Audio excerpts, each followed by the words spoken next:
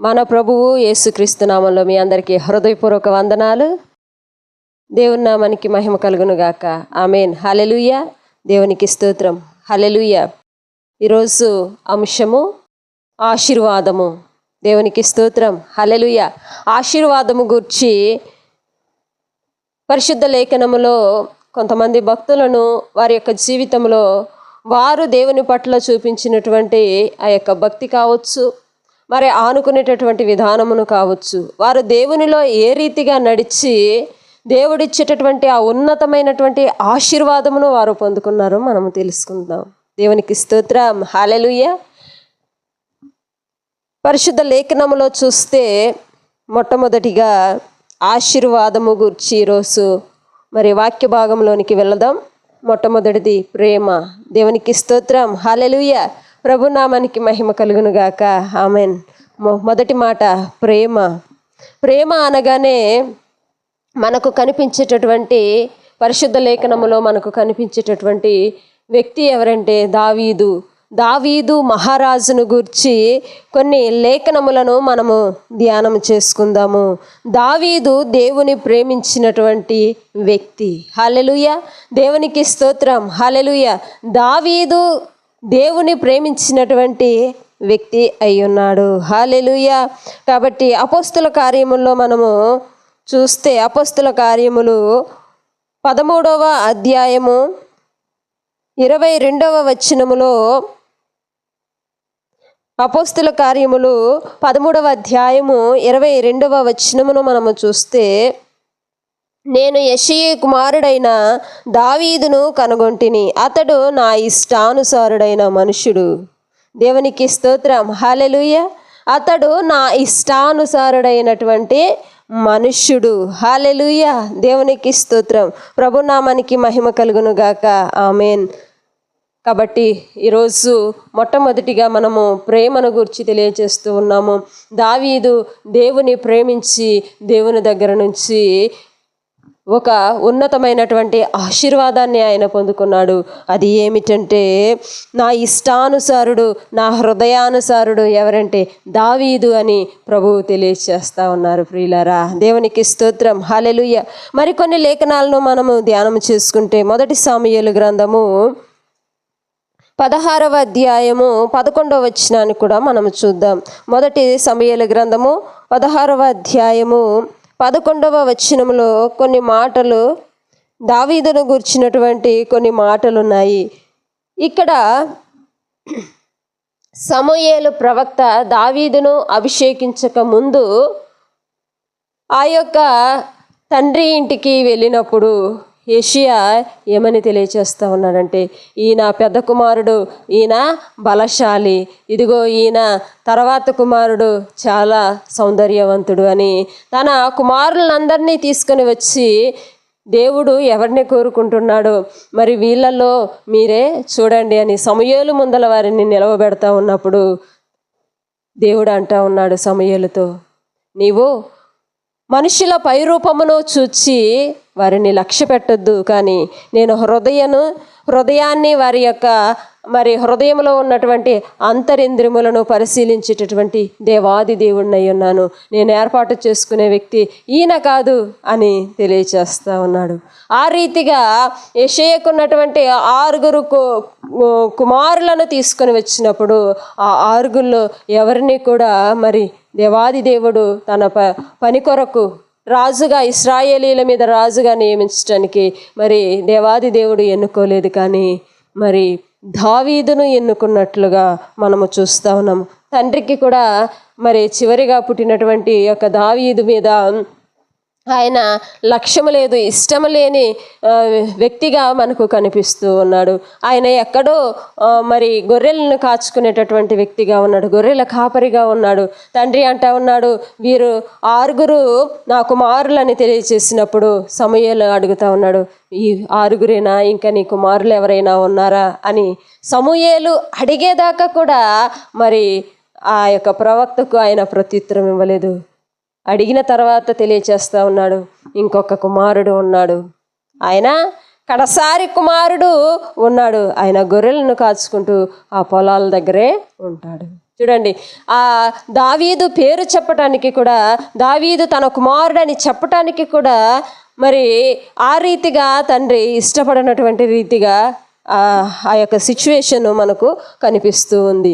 పరిశుద్ధ లేఖనములో చూస్తే దావీదు భక్తుడు చిన్న పిల్లవాడిగా ఉన్నాడు. గొర్రెలను కాచుకుంటూ ఆయన సంగీత వాయిద్యములను ఇంపుగా వాయించేటటువంటి వ్యక్తి. చక్కగా పాటలు పాడుకుంటూ, సంగీతములతో పాటలు పాడుకుంటూ దేవుని స్తుతించి గణపరిచేటటువంటి వ్యక్తిగా కనిపిస్తూ ఉన్నాడు. దేవునికి స్తోత్రం, హల్లెలూయా. ప్రభు నామానికి మహిమ కలుగును గాక. ఇక్కడ చూడండి ప్రియులారా, నీ కుమారులందరూ ఇక్కడనున్నారా అని యెషయాని అడగగా అతడు ఇంకను కడసరివాడున్నాడు, అయితే వాడు గొర్రెలను కాయుచున్నాడని చెప్పాను. అందుకు సమూయేలు, నీవు వానిని పిలువనంపించుము, అతడిక్కడికి వచ్చు వరకు మనము కూర్చుందుమని యెషయాతో చెప్పగా అతడు వాణ్ణి పిలువనంపించి లోపలికి తోడుకొని వచ్చెను. అతడు ఎర్రని వాడును చక్కని నేత్రములు గలవాడును చూచుటకు సుందరమైన వాడునై ఉండెను. అతడు రాగానే, నేను కోరుకున్నవాడు ఇతడే, నీవు లేచి వానిని అభిషేకించుమని యెహోవా సెలవీయగా. హల్లెలూయా. దేవునికి స్తోత్రం, హల్లెలూయా. మనుష్యుల ప్రేమకు అందనటువంటి ప్రేమ మరి దావీదు దగ్గర నుంచి దేవాది దేవుడు తెలియచేస్తున్నటువంటి మాట. తండ్రికి కూడా మరి ఇష్టానుసారుడుగా లేనటువంటి దావీదును దేవుడు ఇష్టముగా ఎన్నుకున్నటువంటి మరి రీతి మనకు కనిపిస్తూ ఉంది ప్రియులారా. దేవునికి స్తోత్రం, హల్లెలూయా. నేను ఎన్నుకున్నటువంటి మరి ఆ యొక్క వ్యక్తి ఎవరో తెలుసా? ఈ యొక్క కడసారి కుమారుడు, తండ్రికి ఇష్టం లేనటువంటి కుమారుడు, ఎక్కడో గొర్రెలు కాచుకొనుచు ఎన్నిక లేని వ్యక్తిగా ఉండేటటువంటి ఆ యొక్క కుమారుణ్ణి నేను ఇశ్రాయేలీల మీద, నా ప్రజల మీద పరిపాలించుటకు రాజుగా నేను ఎన్నుకున్నాను. దేవునికి స్తోత్రం, హల్లెలూయా. అప్పుడు సమూయేలు లేచి దావీదును అభిషేకించాడు. దేవునికి స్తోత్రం, హల్లెలూయా. ప్రభు నామానికి మహిమ కలుగును గాక, ఆమేన్. ఇంకా 23వ వచనాన్ని మనము చూస్తే, 23వ వచనము,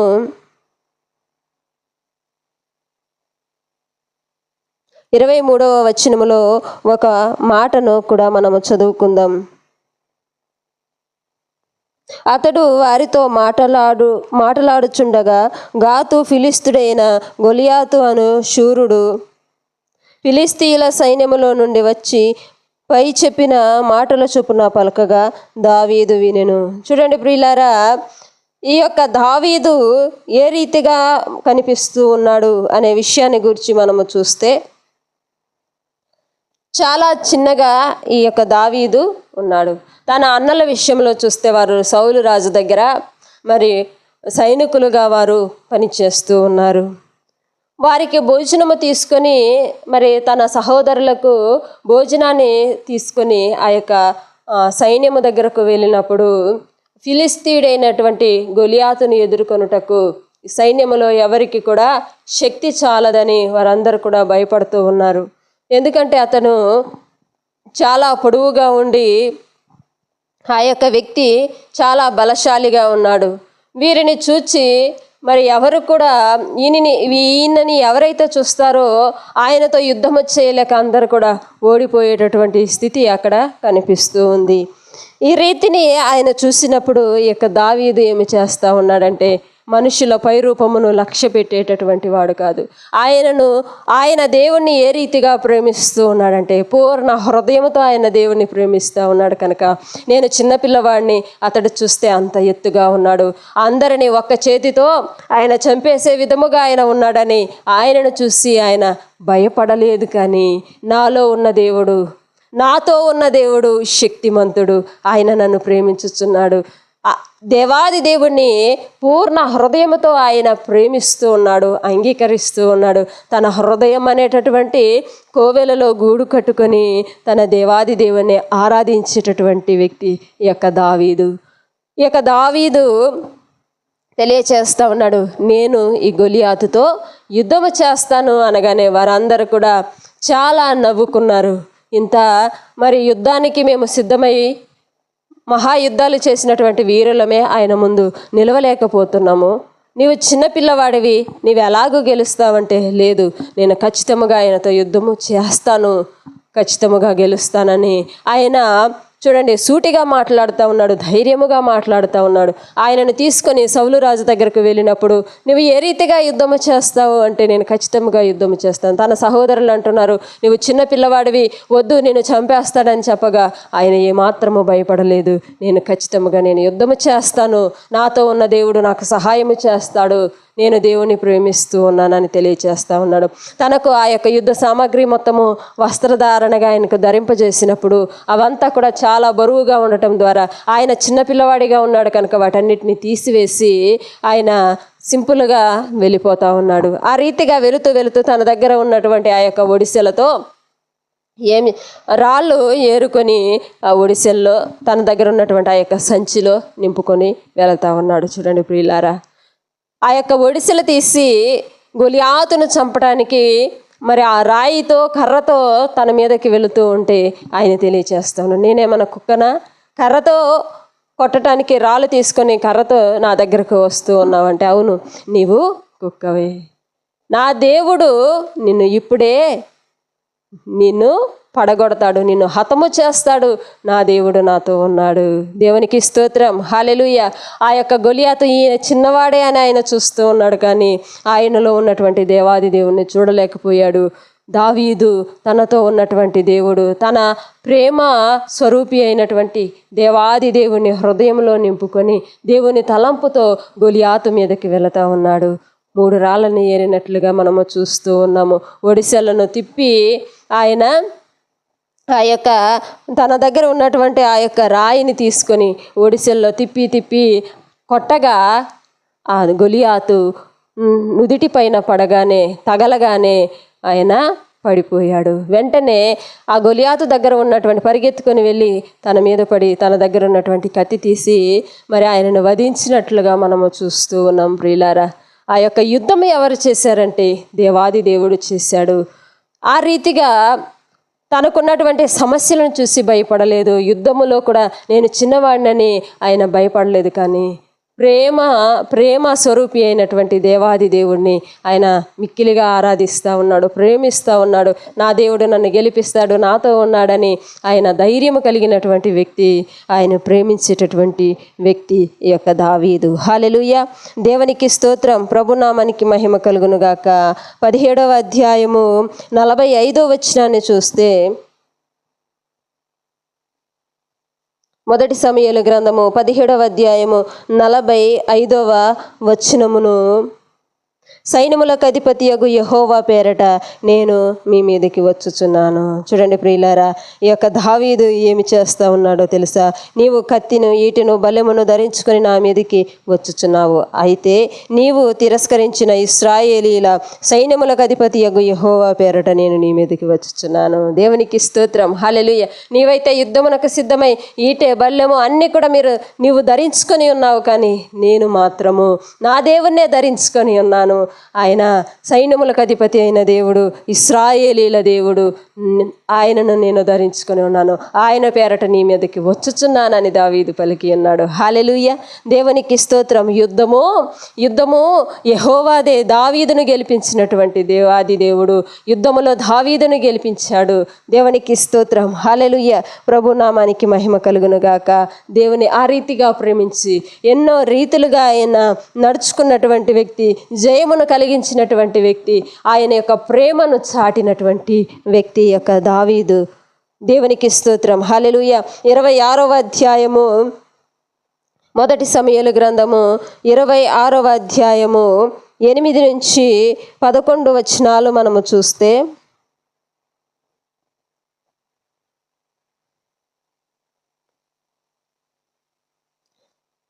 ఈ యొక్క సౌలు తన మీదకి దాడికి వస్తూ ఉన్నాడు. ఎందుకంటే వారు చెప్పేటటువంటి ఆ యొక్క మాటలను ఆయన చూడండి, సౌలు రాజుకు కోపం వచ్చేస్తూ ఉంది. ఎందుకంటే నా తర్వాత రాజులు నా కుమారులు కావాలి, కానీ ఈ దావీదు కావద్దు అనేటటువంటి ఆ యొక్క మనస్తత్వంలో ఆయన ఉన్నాడు. ఆయనలో దురాత్మ ప్రవేశించి దావీదుని తరుముతూ ఉంది. దావీదును చంపడానికి ఆయన ప్రయత్నము చేస్తూ ఉన్నాడు. ఈ యొక్క వచన భాగాలను మనము చూస్తే చూడండి, కొండల్లోనూ గుహల్లోనూ వారు నివాసం చేసినట్లుగా కనిపిస్తుంది. ప్రియులారా, దేవునికి స్తోత్రం, హల్లెలూయా. కౌజు పిట్టను తరిమినట్లుగా దావీదును తరిమాడు సౌలు రాజు. తన సైన్యముతో తన కుటుంబముతో దావీదు ఏ రీతిగా మరి పరుగులు తీస్తూ ఉన్నాడో చూడండి.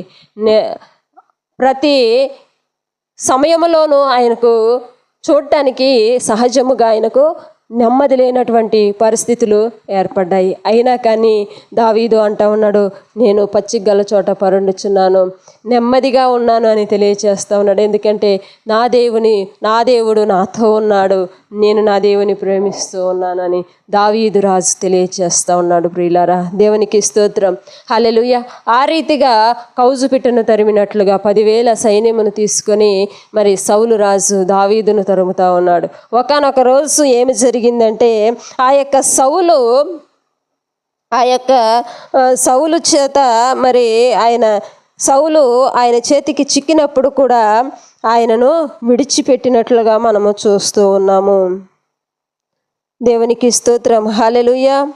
ఆ రీతిగా మనము ఇంకా ఆయన ఒక స్థలములో ఒక గుహ దగ్గర పడుకొని ఉన్నప్పుడు ఆయన వస్త్రపు చెంగును మాత్రము తీసుకొని, వస్త్రపు చెంగు ఒక చివర ఆ ముక్కను మాత్రము కట్ చేసి తీసుకొని వెళతాడు. కానీ ఆయనకు ఏమాత్రము హాని చేయవద్దు. ఎందుకో తెలుసా?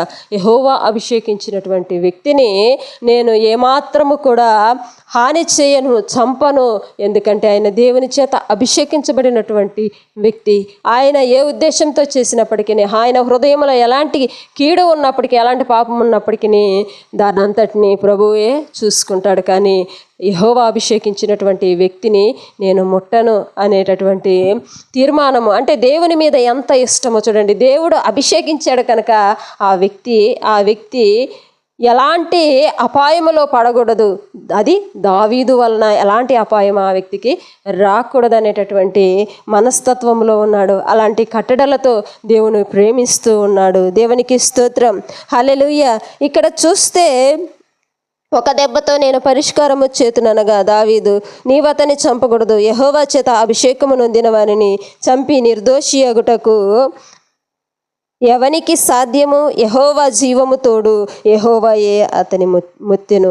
అతడు అపాయము వలన చచ్చును, లేదా యథార్థమునకు పోయి నశించును, యుద్ధమునకు పోయి నశించును. దేవునికి స్తోత్రం, హల్లెలూయా. యెహోవా అభిషేకించినటువంటి వ్యక్తిని నేను ముట్టను, ఆయనకి ఏ కీడు తలపెట్టను అని తెలియచేస్తూ ఉన్నాడు. ఈ రోజుల్లో చూస్తే ఎవరైనా దూషణకరముగా నిందించినప్పుడు, మాటలు చెప్పినప్పుడు వారికి ఎదురు మాటలు తెలియచేస్తూ ఉంటాము. మనల్ని చంపటానికి ఎవరైనా వస్తే వారికి ఎదురు దాడి చేసి వారిని చంపటానికి సిద్ధపడుతూ ఉంటాము. కానీ ఈ రోజుల్లో ఇలాంటివి అనేకములు జరుగుతూ ఉన్నా కానీ దావీదు భక్తుడు తెలియచేస్తాడు, తన ప్రాణానికి హాని ఉంది. 10,000 సైన్యముతో ఆయన్ను కౌజు పిట్టను తరిమినట్లుగా తరుముతా ఉన్నాడు సౌలు. ఒకానొక రోజు సౌలు నిద్రిస్తూ ఉన్నాడు, సైన్యముతో నిద్రిస్తూ ఉన్నాడు. ఒంటరిగా దావీదు చేతికి చిక్కాడు.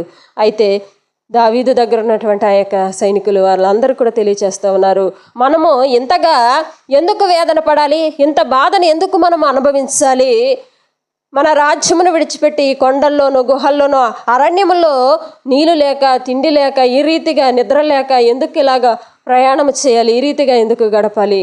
ఆయన మన చేతికి చిక్కాడు కదా, ఆయనను ఒక్క దెబ్బతో చంపేస్తే మొత్తము కూడా నెమ్మది అనేది వస్తూ ఉంది. మన రాజ్యానికి మనం తిరిగి వెళ్ళొచ్చు, నువ్వు ఆజ్ఞాపించు, నేను ఇప్పుడే వెళ్ళి చంపేస్తానన్నప్పుడు దావీదు తెలియచేస్తున్నటువంటి మాట, యెహోవా అభిషేకించినటువంటి వ్యక్తికి నేను ఏమాత్రము కీడు తలపెట్టను, నేను ఆయనను ముట్టను, నేను ఆయనను చంపను. ఎందుకంటే ఆయన యెహోవా చేత అభిషేకం పొందినటువంటి వ్యక్తి. అబ్బా, దేవునికి స్తోత్రం, హల్లెలూయా. ఈ రోజుల్లో ఎంతమంది ఆ రీతిగా ఉన్నారు? దావీదు చూడండి దేవుని ఏ రీతిగా ప్రేమించాడు. ప్రియులారా, దేవునికి స్తోత్రం, హల్లెలూయా. ప్రభునామానికి మహిమ కలుగునుగాక. ఆమేన్. ఇంకా అదే రీతిగా చూస్తే 23వ వచనాన్ని కూడా మనము చదివినట్లయితే 26వ అధ్యాయము 23వ వచనము. 23వ వచనము, యెహోవా ఈ దినము నిన్ను నాకు అప్పగించినని నేను యెహోవా చేత అభిషేకము నొందినవానని చంపనొల్లకపోయినందున ఆయన నా చేతిని నీ విశ్వాస్యతను చూచి నాకు ప్రతిఫలము దయచేయును. దేవునికి స్తోత్రం. హల్లెలూయా. ఆ రీతిగా నడుచుకున్నాను కదా నేను, కనుక దేవాది దేవుడు ఈ క్రియను బట్టి, ఈ కార్యమును బట్టి నాకు ఖచ్చితముగా ప్రతిఫలాన్ని దయచేస్తాడు. ఎందుకంటే నేను నా దేవుణ్ణి ప్రేమిస్తూ ఉన్నాను. ప్రేమించినటువంటి నా దేవుడు, నా హృదయంలో ఉన్నటువంటి నా దేవుడు, నన్ను నడిపించేటటువంటి నా దేవుడు, నేను నా దేవుని ప్రేమిస్తూ ఉన్నాను. నా దేవుడు నన్ను చూస్తూ ఉన్నాడు, నన్ను నడిపిస్తూ ఉన్నాడు. కనుక ఆయన హృదయానికి అనుగుణముగా నేను నడుచుకుంటూ ఉన్నాను. కనుక ఈ కార్యము నేను యెహోవా అభిషేకించినటువంటి వ్యక్తిని క్షమించి విడిచిపెట్టి ఉన్నాను. ఆయనకు హాని చేయలేదు, ఆయనను చంపలేదు. కనుక ఈ క్రియను బట్టి దేవుడు నాకు ఖచ్చితంగా ప్రతిఫలాన్ని ఇస్తాడు. దేవునికి స్తోత్రం. హల్లెలూయా. ఆ రీతిగా తెలియచేస్తున్నాడు ఈ యొక్క దావీదు. దేవునికి స్తోత్రం. ప్రభునామానికి మహిమ కలుగునుగాక. ఆమేన్. హల్లెలూయా. ఇంకొక మాటను మనము చూస్తే ఇక్కడ చూడండి, 1 సమూయేలు గ్రంథము 30వ అధ్యాయము 10వ వచనం నుంచి మనము చూసినట్లయితే ఇక్కడ దావీదు యొక్క సైన్యము, ఇశ్రాయేలీల సైన్యము మీద వీరందరూ కూడా లేని సమయములో ఆ యొక్క దావీదు జనాంగమును, మరి దావీదు భార్యలను, బిడ్డలను, ఇంకా ఆ సైన్యములో ఉన్నటువంటి వారిని అందరినీ కూడా బానిసలుగా తీసుకొని వెళ్ళిపోతూ ఉంటారు. ఆ సైన్యం ఆ పట్టణాన్ని కాల్చివేసి ఆ పట్టణంలో ఉన్నటువంటి వాటన్నిటిని కూడా, ఆ పురంలో ఉన్నటువంటి వాటన్నిటిని కూడా వెండి బంగారములు సమస్తాన్ని, పశువులను అన్నిటిని కూడా వారు దోచుకొని వెళతా ఉన్నారు. 30వ అధ్యాయం మొదటి నుంచి మనము చూస్తే అమాలేకీయులు దండెత్తి దక్షిణ దేశము మీదను సిగ్లా మీదను పడి కొట్టి దానిని తగలబెట్టారు. తగలబెట్టిన తర్వాత గనులేమి అలుపులేమి అందులోనున్న ఆడువారందరినీ చెరపట్టుకొని చంపక వారిని తీసుకొని వెళ్ళిపోయి ఉండిరి. చూడండి ప్రియులారా, ఈ రీతిగా వారిని అందరినీ కూడా బంధించి వారితో పాటు తీసుకొని వెళ్ళిపోయారు. ఆ పట్టణాన్ని ఏం చేస్తూ ఉన్నారంటే తగలబెట్టారు. అందులో ఉన్నటువంటి సమస్తాన్ని వారు దోచుకున్నట్లుగా మనము చూస్తూ ఉన్నాము. ఆ రీతిగా మరి ఆ సైన్యాన్ని తరుముకుంటూ వీరు వెళుతూ ఉన్నారు. ఎక్కడ వారి బిడ్డలను, వారి భార్యలను, వారి సంపదను, వారి సైన్యమును విడిపించుకు రావటానికి దావీదు సైన్యముతో బయలుదేరి ఉన్నాడు. దావీదు మిక్కిలి దుఃఖపడెను. మరియు తమ తమ కుమారులను బట్టి కుమార్తెలను బట్టి జనులందరికీ ప్రాణము విసికినందున రాళ్ళు రువ్వి దావీదును చంపుదము రండని వారు చెప్పుకొనగా దావీదు తన దేవుడైన యెహోవాను బట్టి ధైర్యము తెచ్చుకొనెను. దేవునికి స్తోత్రం. హల్లెలూయా.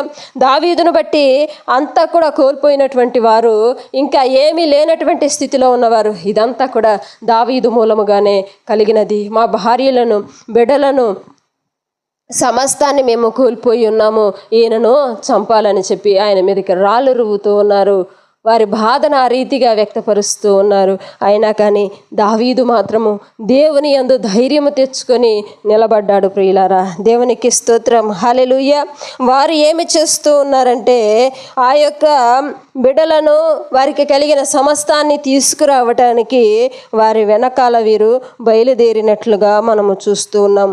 కాబట్టి దావీదు అతని యొద్దనున్న 600 మంది బయలుదేరి బెసోరు వాగు గట్టుకు రాగా దావీదు 400 మందియు ఇంకా తరుముచ్చు పోయిరి గాని ఆ 200 మంది అలసటపడి బెసోరు వాగు దాటలేక ఆగిరి. చూడండి ప్రియులారా, ఇక్కడ వారు వెళుతూ ఉన్నారు, ప్రయాణం చేస్తూ ఉన్నారు. వారిని కనుగొని వారిని పట్టుకొని వీరి సమస్తాన్ని వీరు తీసుకురావాలని వెళుతూ ఉండగా అందులో ఉన్నటువంటి సైన్యము ఇక అలసట పాలైపోయి అక్కడ వాగు దగ్గర ఆగిపోవలసినటువంటి పరిస్థితి ఏర్పడింది. 200 మంది అలసట పడిపోయారు. దేవునికి స్తోత్రం, హల్లెలూయా. 200 మంది అలసట పడిపోయి ఆ బెసోరు వాగు దగ్గరే ఆగిపోయి ఉన్నారు. దావీదు అంటా ఉన్నారు, మీరు ఇక్కడ సేద తీర్చుకోండి, మిగిలిన మేమందరము కలిసి వారిని పట్టుకొని వారిని తీసుకొని వస్తామని చెప్పి వారికి అలసట తీర్చుకోవటానికి వారిని అక్కడ కూర్చోబెట్టి వెళ్ళినట్లుగా మనము చూస్తూ ఉన్నాం. ఆ 200 మంది అలసటపడి బెసోరు వాగు దాటలేక ఆగిరి. ఆ 400 మంది పోవచ్చుండగా చూడండి, మొత్తము 600 మందితో దావీదు బయలుదేరి ఉన్నాడు. 200 మంది ఎక్కడున్నారండి? వాగు దగ్గర అలసటకు గురై ఆగిపోయారు. 400 మందితో దావీదు వెళుతూ ఉండగా పొలములో ఒక ఐగుప్తుడు కనబడెను. పొలములో ఒక ఐగుప్తుడు వారికి కనపడ్డాడు. ఆయన ఏ రీతిగా ఉన్నాడో తెలుసా? వారు దావీదు నొద్దకు వారిని తోడుకొని వచ్చి, వాడు 3 రాత్రింపగలు అన్నపానములు ఏమియూ పుచ్చుకొన లేనివాడని తెలుసుకొని వానికి భోజనము పెట్టి దాహమిచ్చి అంజూరపు అడల్లో ముక్కలు 2 ద్రాక్ష గెలల్లో వానికి ఇచ్చెను. దేవునికి స్తోత్రం, హల్లెలూయా. వాడు భోజనము చేసిన తర్వాత వాని ప్రాణము తెప్పరిల్లగా దావీదు, నీవు ఏ దేశపు వాడవని, ఎక్కడి నుండి వచ్చితివని వానిని అడిగాను. అందుకు వాడు, నేను ఐగుప్తుడనై పుట్టి అమాలేకీయుడైన ఒకనికి దాసుడనైతిని. 3 దినముల క్రిందటే నేను కాయిల పడగా నా యజమానుడు నన్ను విడిచిపెట్టిపోయాను. చూడండి ప్రియులారా, ఈయన ఎవరో తెలుసా? దావీదు ఆ యొక్క పట్టణంలోనికి వచ్చి, దావీదు పట్టణంలోనికి ఆ యొక్క రాజ్యంలోనికి వచ్చి సిగ్లాగు మీద ఎవరైతే దండయాత్ర చేసి ఉన్నారో, కాల్చివేసి ఉన్నారో, తమ భార్యలను బిడ్డలను తమకు కలిగిన సమస్తాన్ని దోచుకొని ఉన్నారో అమాలేకీయుల సైన్యములో ఒకడు. అంటే దావీదుకు నష్టము చేసినటువంటి వ్యక్తి. ఇంకా చెప్పాలంటే దావీదు శత్రువు. తనకు దావీదు ఏ రీతిగా చేస్తూ ఉన్నాడంటే, ఆయన అలసట పాలైపోయి ఉన్నాడు, కాయిలా పడ్డాడు, అనారోగ్యం పాలైపోయాడు. తన దాసుడు ఏమి చేస్తూ ఉన్నాడంటే, తన యజమానుడు ఏమి చేస్తూ ఉన్నాడంటే, తన దాసుని విడిచిపెట్టి వెళ్ళిపోయాడు. ఎందుకంటే ఆయన నడవలేనటువంటి స్థితిలో ఉన్నాడు, చనిపోయేటటువంటి స్థితిలో ఉన్నాడు. అన్నపానములు మాని ఆయన 3 రాత్రి పగళ్ళు అయ్యి ఉన్నదని ఆయన గ్రహించి ఆయనకి ఏమి చేస్తూ ఉన్నాడంటే, కడుపు నిండా భోజనము పెట్టి తాగడానికి నీళ్ళిచ్చి ఆయన సేద తీర్చడానికి ఆయనను వారి దగ్గర ఉంచి, తర్వాత నీవు ఎవడివి అని అడిగి ఆయన అన్ని సమాచారం అంతా కూడా తెలుసుకుంటూ ఉన్నాడు.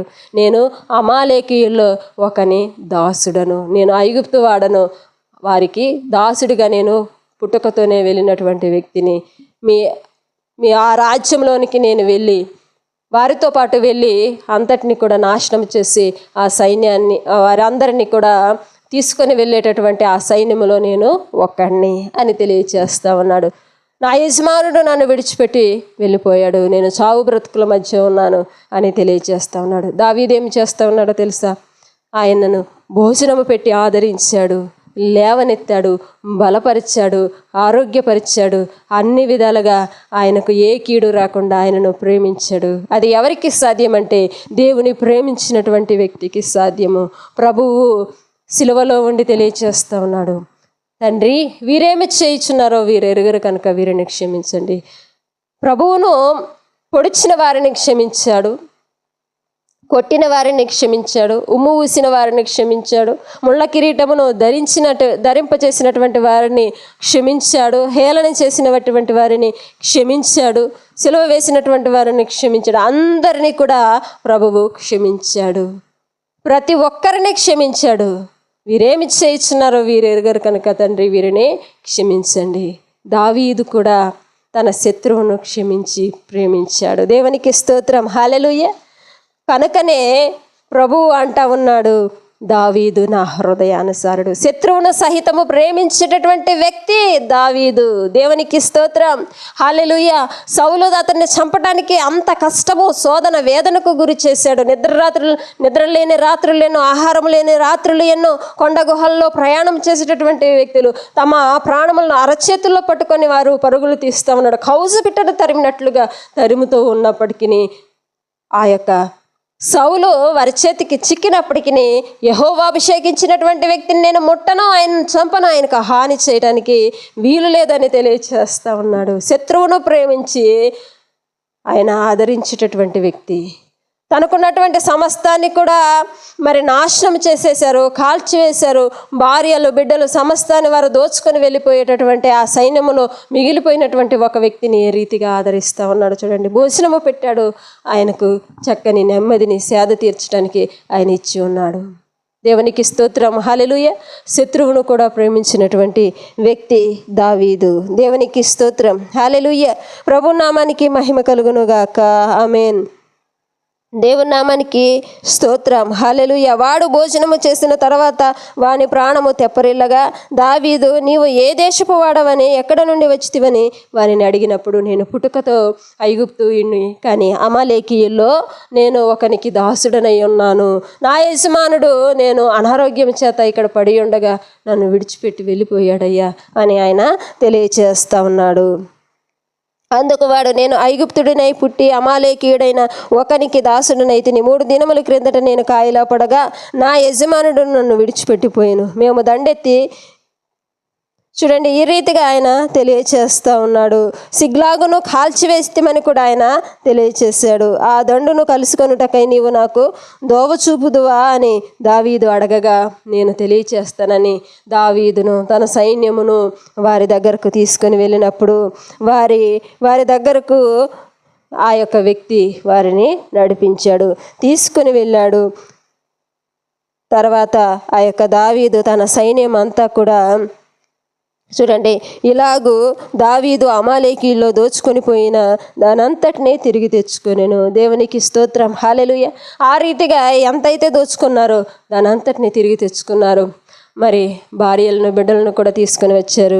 ఆ సంపద అంతటిని, గొర్రె మేకలు అన్నిటినీ కూడా వారు తమతో పాటు తీసుకొని ఆ వాగు దగ్గరకు వచ్చి ఉన్నప్పుడు చూడండి, మరొక సంఘటన జరుగుతుంది. మిగిలిపోయినటువంటి మొత్తము 600 మంది బయలుదేరితే 400 మంది ఆ యొక్క అమాలేకీల సైన్యము దగ్గరకు వెళ్ళారు. మిగిలినది 200 మంది అలసట చేత నడవలేనటువంటి స్థితిలో బెసోరు వాగు దగ్గరే వారు ఆగిపోయి ఉన్నారు. బెసోరు వాగు దగ్గర వారు ఆగిపోయి అక్కడ సేద తీరుస్తూ ఉన్నాడు. అయితే ఆ రీతిగా ఉన్నప్పుడు చూడండి, ఈ రీతిగా ఇక్కడ మరలా వీరు ఏమి చేస్తూ ఉన్నారంటే, 400 మంది ఉన్నారు కదా, దావీదుతో ఉన్నటువంటి 400 మంది అంటా ఉన్నారు, మీరు మాతో కూడా రాలేదు కదా, మేము ఎంత కష్టపడ్డామో, ఎంత కష్టపడి అమాలేకీయులతో యుద్ధము చేసి వారు దోచుకున్న దాన్ని అంతటిని తిరిగి తెచ్చుకున్నాము. మా భార్యలను, బిడ్డలను, కుమార్తెలను అందరినీ విడిపించుకొని మేము వచ్చాము, మీరైతే మాతో పాటు రాలేదు. ఏ కష్టం పడకుండా మీరు హాయిగా ఇక్కడే ఉన్నారు కనుక ఈ దోపుడు సొమ్ములో మీకు భాగం లేదు. దోచుకున్న దాన్ని మరలా తిరిగి తెచ్చాము కదా, ఇదంతా కూడా మా 400 మందికి వర్తించింది, కానీ మీకు మీ 200 మందికి మేము ఇవ్వమని వారు తెలియచేస్తూ ఉన్నారు. ఆ రీతిగా వివాదం అనేది అక్కడ కలుగుతూ ఉంది. చూడండి, 23వ వచనాన్ని కూడా మనము చదివితే, అందుకు దావీదు వారితో ఇట్లా, నేను నా సహోదరులారా, యెహోవా మనలను కాపాడి మన మీదకి వచ్చిన ఈ దండును మనకు అప్పగించి మనకు దయచేసిన దాని విషయములో మీరు ఇలాగూ చేయకూడదు. ఇదంతా కూడా మీరు మనము యుద్ధం చేసి వారిని కనుగొని మరి ఇదంతా కూడా మనము చేసిందైతే కాదు. దేవుడే మన యందు దయ చూపి దేవుడు మనకు సహాయము చేస్తేనే కానీ ఇది జరిగే పని కాదు. కనుక మీరు ఇలాగా వివాదాలు పెట్టుకోవద్దు అని వారిని హెచ్చరిస్తూ ఉన్నాడు దావీదు. దేవునికి స్తోత్రం, హల్లెలూయా. ఇంకొక మాటను కూడా ఆయన తెలియజేశాడండి. మీరు చెప్పినది ఎవడు ఒప్పుకొందురు? యుద్ధమునకు పోయిన వాని భాగమెంతో, సామాను వద్ద నిలిచిన వాని భాగము అంతే. హల్లెలూయా. దేవునికి స్తోత్రం. అది వాడుక మాట. అందరూ సమముగానే పాలు పంచుకొందురు కదా. దేవునికి స్తోత్రం, హల్లెలూయా. కావున నాటి నుండి నేటి వరకు దావీదు ఇశ్రాయేలీలో అట్టి పంపకము కట్టడగాను న్యాయ విధముగాను ఏర్పరిచి నియమించాడు. ప్రేమించెను. హల్లెలూయా. దేవునికి స్తోత్రం. యుద్ధమునకు పోయేవానికి ఎంత భాగం వస్తుందో యుద్ధ సామాన్ల దగ్గర కాపలా ఉన్న వారికి కూడా అంతే సమముగా భాగం అనేది రావాలి. మీరు ఈ రీతిగా కొట్టుకోవద్దు, వివాదములు తెచ్చుకోవద్దు అని దావీదు ఎంత చక్కగా సమర్థించి ఆయన అందరినీ ఒకే రీతిగా ప్రేమిస్తూ ఉన్నాడు. అది దేవుని యొక్క ప్రేమ తన హృదయంలో ఉంది కనుక ఆ రీతిగా ప్రేమించి ఆయన మసులుకునేటటువంటి వ్యక్తి. దేవునికి స్తోత్రం. హల్లెలూయా. ప్రభునామానికి మహిమ కలుగును గాక. ఇంకా 2వ సమూయేలు గ్రంథము 2వ అధ్యాయము 5 నుంచి 6 వచనాలు మనము చూస్తే, సౌలును పాతిపెట్టుటకు చూడండి, ఇక్కడ సౌలు తన కత్తి, తన వరలో ఉన్నటువంటి కత్తి తనకు గుచ్చుకోగా ఆయన మరణించి ఉన్నాడు. సౌలును దావీదు చంపలేదు, కానీ తన కత్తి తనకే తగిలి ఆయన చనిపోయాడు. ఆ యొక్క సౌలు చనిపోయినప్పుడు ఈయన ఏ రీతిగా దుఃఖిస్తూ ఉన్నాడో తెలుసా, ఏ రీతిగా బాధపడుతూ ఉన్నాడో తెలుసా. చూడండి, మీరు ఉపకారము చూపి మీ ఏలినవాడవైన సౌలును పాతి పెట్టి తిరిగనుక యెహోవా చేత మీరు ఆశీర్వాదము నొందుదురుగాక. యెహోవా మీకు కృప సత్య స్వభావమును అగపరుచును. దేవునికి స్తోత్రం. హల్లెలూయా. నేనును మీరు చేసిన ఈ క్రియను బట్టి మీకు ప్రత్యుపకారము చేసేదను. ఆ సౌలును తన కుమారులను పాతిపెట్టినటువంటి ఆ యొక్క వారితో తెలియచేస్తూ ఉన్నాడు, మీరు నాకు సహాయం చేసి ఉన్నారు. నా యజమానుణ్ణి, యెహోవా అభిషేకించినటువంటి వ్యక్తిని ఆ రీతిగా మీరు విడిచిపెట్టకుండా తీసుకొని వచ్చి భూస్థాపన కార్యక్రమము చక్కగా జరిగించి ఉన్నారు. మీరు చేసినటువంటి ఈ ఉపకారమునకు నేను ఖచ్చితంగా మీకు ప్రత్యుపకారము చెల్లిస్తాను అని తెలియచేస్తూ ఉన్నాడు. మీరు యెహోవా చేత ఆశీర్వాదము నొందుదురుగాక అని తెలియచేస్తూ ఉన్నాడు. సౌలును కూడా ఎన్నో మార్లు ఎంతగా ఆయన సౌలు దూషించినప్పటికీ, హింసించినప్పటికీ సౌలును సంపూర్ణముగా ప్రేమించాడు ఈ యొక్క దావీదు. అది ఎవరికి సాధ్యమంటే దేవుని ప్రేమించినటువంటి వ్యక్తికి మాత్రమే అది సాధ్యమవుతూ ఉంది. దేవునికి స్తోత్రం. హల్లెలూయా. అందుకనే దావీదును దేవుడు అంటా ఉన్నాడు, దావీదు నా హృదయానుసారుడు. దేవునికి స్తోత్రం. హల్లెలూయా. దావీదు నా హృదయానుసారుడు. దావీదు ప్రేమించిన రీతిగా దేవాది దేవుడు దావీదును హెచ్చించాడు, ఘనపరిచాడు. దేవుని ప్రేమించినటువంటి వ్యక్తి దావీదు పొందుకున్నటువంటి ఆశీర్వాదం ఏమిటో తెలుసా? గొర్రెల కాపరిని రాజుగా చేయటమే కాదండి, ఇంకా దావీదుని అంటున్నాడు, దేవాది దేవుడే తెలియచేస్తా ఉన్నాడు, దావీదు నా హృదయానుసారుడు. హల్లెలూయా. దేవునికి స్తోత్రం. హల్లెలూయా. దేవుని ప్రేమించినటువంటి వ్యక్తి దావీదు పొందుకున్నటువంటి ఆశీర్వాదము, దావీదు నా హృదయానుసారుడు. హల్లెలూయా. ప్రభు నామానికి మహిమ కలుగును గాక. ఆమేన్. దేవునికి స్తోత్రం. 2వ మాటను మనము చూస్తే ఆకర్షణ. మొదటి మాట ప్రేమ, దావీదు రాజును గురించి తెలియచేస్తూ ఉంది. 2వ మాట ప్రేమ, ఆకర్షణ. ఆకర్షణ. దేవునికి స్తోత్రం. హల్లెలూయా. ఇక్కడ అపోస్తులైనటువంటి పౌలు భక్తుడు మనకు కనిపిస్తూ ఉన్నాడండి. పౌలు దేవుని యందు, దేవుని సువార్త యందు, దేవుని మాటలను ప్రచురణ చేసేటటువంటి విషయములో ప్రజలందరినీ కూడా తన బోధల చేత మిక్కిలిగా ఆకర్షించేటటువంటి వ్యక్తి. హల్లెలూయా. దేవునికి స్తోత్రం. హల్లెలూయా. దేవుని కొరకు ఏ రీతిగా ఆయన పనిచేస్తూ ఉన్నాడంటే ఒక ఆకర్షణ శక్తిగా ఆయన పనిచేస్తూ ఉన్నాడు. ప్రజలందరినీ తన బోధలతో ఆకట్టుకుంటూ ప్రభువు యొద్దకు నడిపిస్తూ ఉన్నాడు, రక్షణలోనికి నడిపిస్తూ ఉన్నాడు అపోస్తలులైనటువంటి పౌలు గారు. దేవునికి స్తోత్రం. హల్లెలూయా. అనేక మార్లు అనేక హింసలను భరించినప్పటికీ చూడండి, ఆయన అంటా ఉన్నాడు, నేను దీన స్థితిలో ఉండటము నేను ఎరుగుదును, సంపన్న స్థితిలో ఉండటము నేను ఎరిగి ఉన్నాను. ఆకలితో ఉన్నాను, అనేక మార్లు చలికి ఉన్నాను, దెబ్బలు తిన్నాను, చలిలో ఉన్నాను, వర్షంలో తడిచాను, ఎండకు ఎండాను, ఓడబద్దలైపోయి సముద్రంలో మునిగిపోవలసినటువంటి పరిస్థితులు అనేకములు నాకు ఎదురయ్యాయి. అపాయకరమైనటువంటి పరిస్థితులు ఎన్నో నాకు వచ్చాయి. నిందలు, అవమానాలు అన్నిటిని నేను భరించాను, సహించాను. అన్ని విషయంలో నేను దేవుని పట్ల ఒక ప్రణాళికను కలిగి ఉన్నాను. అదేమిటో తెలుసా? దేవుని బిడ్డలను ఆయన చెంతకు చేర్చే ఒక సాధనముగా నేను పనిచేయాలి. హల్లెలూయా. దేవునికి స్తోత్రం. తన బోధల చేత అందరినీ కూడా ప్రభు యొద్దకు ఆకర్షించేటటువంటి వ్యక్తి. దేవునికి స్తోత్రం. హల్లెలూయా. ప్రభు నామానికి మహిమ కలుగును గాక. బ్రాహ్మణులు ఉన్న చోట కూడా ఆయన మారు వేషములో వారి రూపంలోనే వారి వేషము వేసి వారి దగ్గరకు వెళ్ళి వారు బోధించేంత మట్టుగా తనకు సమయము వచ్చేంత సమయము వారితో ఉండి తనకు ఎప్పుడైతే సమయం వస్తుందో ప్రభువును గూర్చి ఆయన ప్రచురణ చేసేటటువంటి వ్యక్తి.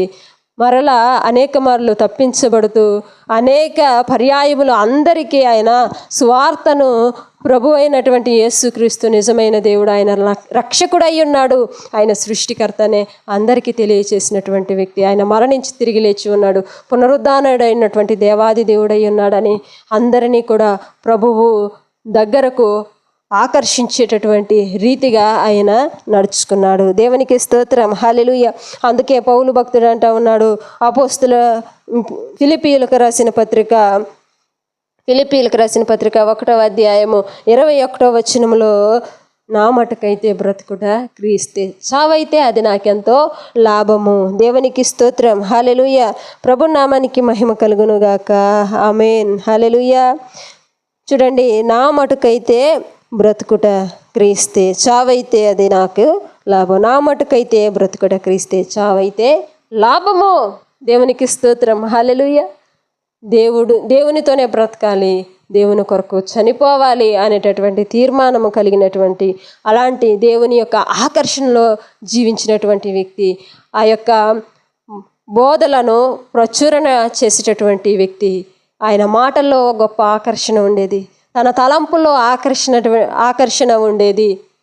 చూడండి, ప్రజలందరినీ ప్రభు వైపుకు అట్రాక్ట్ చేసేటటువంటి వ్యక్తి అపోస్తులైనటువంటి పౌలు గారు. దేవునికి స్తోత్రం. హల్లెలూయా. ఆ గొప్ప వరము ఆయనలో ఉంది. తను దేవునికి ఒక ఆకర్షణీయమైనటువంటి రూపముగా ఆయన మాట్లాడి ఆయన బోధల యందును ఆయన క్రియల యందును ప్రజలను అందరినీ కూడా అట్రాక్ట్ చేసి ప్రభువు యొద్దకు నడిపించినటువంటి వ్యక్తి. దేవునికి స్తోత్రం. హల్లెలూయా. ప్రభు నామానికి మహిమ కలుగును గాక. ఆమేన్. దేవునికి స్తోత్రం. హల్లెలూయా. అందుకనే అపోస్తలులైనటువంటి పౌలు గారు అనేకమైనటువంటి హింసలు, అనేకమైనటువంటి నిందలు, అవమానాలు, చూడండి అనేక రీతిలుగా ప్రమాదాలు ఆయనకు వచ్చినప్పటికీ ఆయన అన్ని విషయములో ప్రభువు ఆకర్షణీయమైనటువంటి ఆ యొక్క కృపలో బంధింపబడి ఆయన ప్రభువు ఆకర్షణీయమైనటువంటి ఆ యొక్క గొప్ప కృపలో ఇమిడి ఉన్నాడు. దేవునికి స్తోత్రం. హల్లెలూయా. ఆ యొక్క ఆకర్షణీయమైనటువంటి ప్రభువు దగ్గరకు ప్రతి ఒక్కరిని నడిపించేటటువంటి వ్యక్తి, క్రీస్తు సాధనములుగా ప్రతి ఒక్కరిని ఆయన ఆ యొక్క ఆకర్షణీయమైనటువంటి మాటల చేత ఆ యొక్క దివ్యమైనటువంటి జ్ఞానముతో నడిపించినటువంటి వ్యక్తి అపోస్తులైనటువంటి పౌలు భక్తుడు. దేవునికి స్తోత్రం. హల్లెలూయా. ప్రభు నామానికి మహిమ కలుగును గాక. ఆమేన్. అందుకే దేవాది దేవుడు అంటా ఉన్నాడు పౌలు భక్తుడిని. అపోస్తులైన పౌలు చేసినటువంటి ఆ యొక్క బోధలు కావచ్చు, ఆయన జీవితము కావచ్చు, దేవునికి ఏ రీతిగా ఆకర్షణీయంగా ఆయన అంటిపెట్టుకొని ఉన్నాడు. దేవుని యొక్క ప్రతి ప్రజలు నశించిపోయేటటువంటి ఆ యొక్క బిడ్డల దగ్గరకు వెళ్ళి దేవుని పట్ల వారికి గొప్ప ఆకర్షణీయమైనటువంటి మాటలు చెప్పి వారిని ప్రభువు దగ్గరకు, ప్రభు పాదాల దగ్గరకు, ప్రభు రక్షణలోనికి అట్రాక్ట్ చేస్తూ ఉన్నాడు. ఆ రీతిగా ఆయన జీవించాడు. నా మటుకైతే బ్రతుకుట క్రీస్తే, చావైతే అది నాకెంతో లాభమో అన్నాడు. దేవునికి స్తోత్రం. హల్లెలూయా. అందుకనే దేవాది దేవుడు ఏ యొక్క ఆశీర్వాదాన్ని పౌలుకు తెలియచేస్తా ఉన్నాడో తెలుసా? నేను ఎన్నుకున్నటువంటి, నేను నియమించినటువంటి సాధనము. దేవునికి స్తోత్రం. హల్లెలూయా. ప్రభునామానికి మహిమ కలుగును గాక. 9వ అధ్యాయము 15 అపొస్తల కార్యములు 9వ అధ్యాయము 15 నుంచి 16 వచనాలు తెలియచేస్తే ఇక్కడ అనానీయత తెలియచేస్తూ ఉన్నాడు. అందుకు ప్రభువు, నీవు వెళ్ళుము, అన్యజనుల ఎదుటను రాజుల ఎదుటను ఇశ్రాయేలీయుల ఎదుటను నా నామము భరించుటకు ఇతడు నేను ఏర్పరచుకుని నా సాధనమై ఉన్నాడు. హల్లెలూయా. దేవునికి స్తోత్రం. హల్లెలూయా. ప్రభు నామానికి మహిమ కలుగును గాక. అనానీయతో దేవాది దేవుడు తెలియచేస్తా ఉన్నాడు, నీ వెళ్ళు, పౌలు దగ్గరకు వెళ్ళు, ఆయన రాజుల ఎదుట ఇశ్రాయేలీయుల ఎదుట నన్ను నమ్మినటువంటి జనులందరి ఎదుట నేను నా నామాన్ని భరించటానికి, సహించటానికి నేను ఏర్పాటు చేసుకున్నటువంటి నా సాధనము. దేవునికి స్తోత్రం, హల్లెలూయా. ప్రభునామానికి మహిమ కలుగును గాక. దేవుని యొక్క సాధనమై ఉన్నాడు అపోస్తులైనటువంటి పౌలు భక్తుడు. దేవునికి స్తోత్రం. దేవుని యొక్క ఆకర్షణీయమైనటువంటి కృపలో జీవించినటువంటి వ్యక్తి, దేవుని ఆకర్షించేటటువంటి వ్యక్తి అపోస్తులైన పౌలు గారు పొందుకున్నటువంటి ఆశీర్వాదము దేవుని యొక్క సాధనము. హల్లెలూయా. దేవునికి స్తోత్రం, హల్లెలూయా. మూడవదిగా మనము చూస్తే ఘనత. మొట్టమొదటిది ప్రేమ, రెండవది ఆకర్షణ, మూడవ మాట ఘనత. హల్లెలూయా. దేవుని నామానికి మహిమ కలుగును గాక. ఆమేన్. చూడండి ప్రియులారా, నిర్గమకాండము 3వ అధ్యాయము, నిర్గమకాండము 3వ అధ్యాయము 2 నుంచి 7 వచనాల వరకు మనము చూస్తే ఇక్కడ మోషే ఏ రీతిగా కనిపిస్తూ ఉన్నాడంటే అన్ని విషయములోనూ అన్ని కార్యముల్లోనూ దేవుని గణపరిచినట్లుగా మనము చూస్తూ ఉన్నాము. హల్లెలూయా. 3వ అధ్యాయము 2 నుంచి 7 వచనాల వరకు మోషేకు దేవాది దేవుడు ప్రత్యక్షమైనప్పుడు ఆయనతో మాట్లాడినటువంటి స్వరము, నీవు మరలా ఐగుప్తునకు తిరిగి వెళ్ళాలి, అక్కడ నా ప్రజలను విడిపించడానికి నేను నిన్ను ఏర్పాటు చేసుకొని ఉన్నాను అని చెప్పగా నేను వెళ్ళనని తెలియచేస్తాడు. మొట్టమొదటి నేను వెళ్తే వారు నమ్మరు, నేను దేవుణ్ణి చూశానని చెప్తే వారు నమ్మరు అని చెప్తే, నేను నీకు తోడై ఉంటాను, నా సన్నిధి నీకు తోడుగా వచ్చు, నువ్వు బయలుదేరి వెళ్ళు అని తెలియచేసినప్పుడు మోషే దేవుని యొక్క మాటను పట్టుకొని ఆయన యొక్క దర్శనమును ఆయన పొందుకొని ఉన్నాడు. కాబట్టి ఐగుప్తునకు వచ్చి ఇశ్రాయేలీల ప్రజలతో ఆ యొక్క రాజు దగ్గరకు, ఫరో రాజు దగ్గరకు వెళ్ళినప్పుడు అనేక మార్లు 10 అద్భుతమైనటువంటి కార్యములను దేవుడు వారి మధ్య జరిగించాడు. 10 తెగుళ్లతో ఐగుప్తీయులను విడిపించి ఉన్నాడు. ఆ 10 తెగుళ్ళు కూడా మరి ఆ రీతిగా విడిపించినప్పటికీ చూడండి, అక్కడ ఉన్నటువంటి వారందరూ కూడా మోషేని దేవునిగా, దేవుని యొక్క దూతగా వారు ప్రకటిస్తూ ఉన్నారు. కానీ ఆ యొక్క మోషే మాత్రము దేవాది దేవునికే పూర్తి ఘనతను కలిగించే రీతిగా ఆయన ఉన్నాడు. దేవునికి స్తోత్రం, హల్లెలూయా. ప్రభునామానికి మహిమ కలుగును గాక. ఆమేన్. అంతేకాదు ప్రియులారా, 6వ అధ్యాయము 2వ వచనం నుంచి మనము చూస్తే, 6వ అధ్యాయము 2వ వచనం నుంచి కూడా మనము చూస్తే ఇక్కడ నేను సర్వశక్తి గల దేవుడను పేరు అబ్రహాము, ఇస్సాకు, యాకోబునకు ప్రత్యక్షమైతిని, కానీ యెహోవాను నామమును నేను వారికి తెలియబడలేదు. చూడండి, వారికి నేను ప్రత్యక్షమైనప్పటికీ నా పేరేమిటో వారికి తెలియదు, కానీ మొట్టమొదటిగా నీకు మాత్రమే నేను యెహోవానని తెలియచేస్తా ఉన్నానని మోషేతో తెలియచేస్తున్నటువంటి దేవాది దేవుడు ఎన్ని దర్శనాలను ఆయన పొందుకొని ఉన్నాడు, ఎన్ని కార్యములను, మహత్కార్యములను ఆయన చేసి ఉన్నాడు. అన్ని కార్యముల్లో దేవుణ్ణే గణపరిచి ఉన్నటువంటి వ్యక్తి ఈ యొక్క మోషే. దేవునికి స్తోత్రం, హల్లెలూయా. ప్రభునామానికి మహిమ కలుగును గాక. ఆమేన్. అన్ని రీతులుగా చూడండి, మనము చూస్తే అన్ని అద్భుతములు, సూచక క్రియలు, మహత్కార్యములను జరిగించినటువంటి వ్యక్తి ఏ రీతిగా ఉంటాడంటే, సహజముగా తెలియచేయాలంటే గర్వం అనేది వచ్చేస్తూ ఉంటుంది.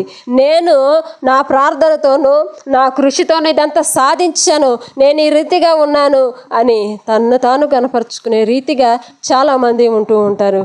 మోషే ఒక దేవుని యొక్క దూతగా పనిచేసి ఉన్నాడు, కానీ ప్రతి విషయములోను, ప్రతి అద్భుత కార్యములోను, ప్రతి మహత్కార్యములోను, ఆయన పలికిన ప్రతి మాటలోను, చేసిన ప్రతి కార్యములోను ఘనత అంతా కూడా దేవునికే చెల్లించి ఉన్నాడు. ఆమేన్. హల్లెలూయా.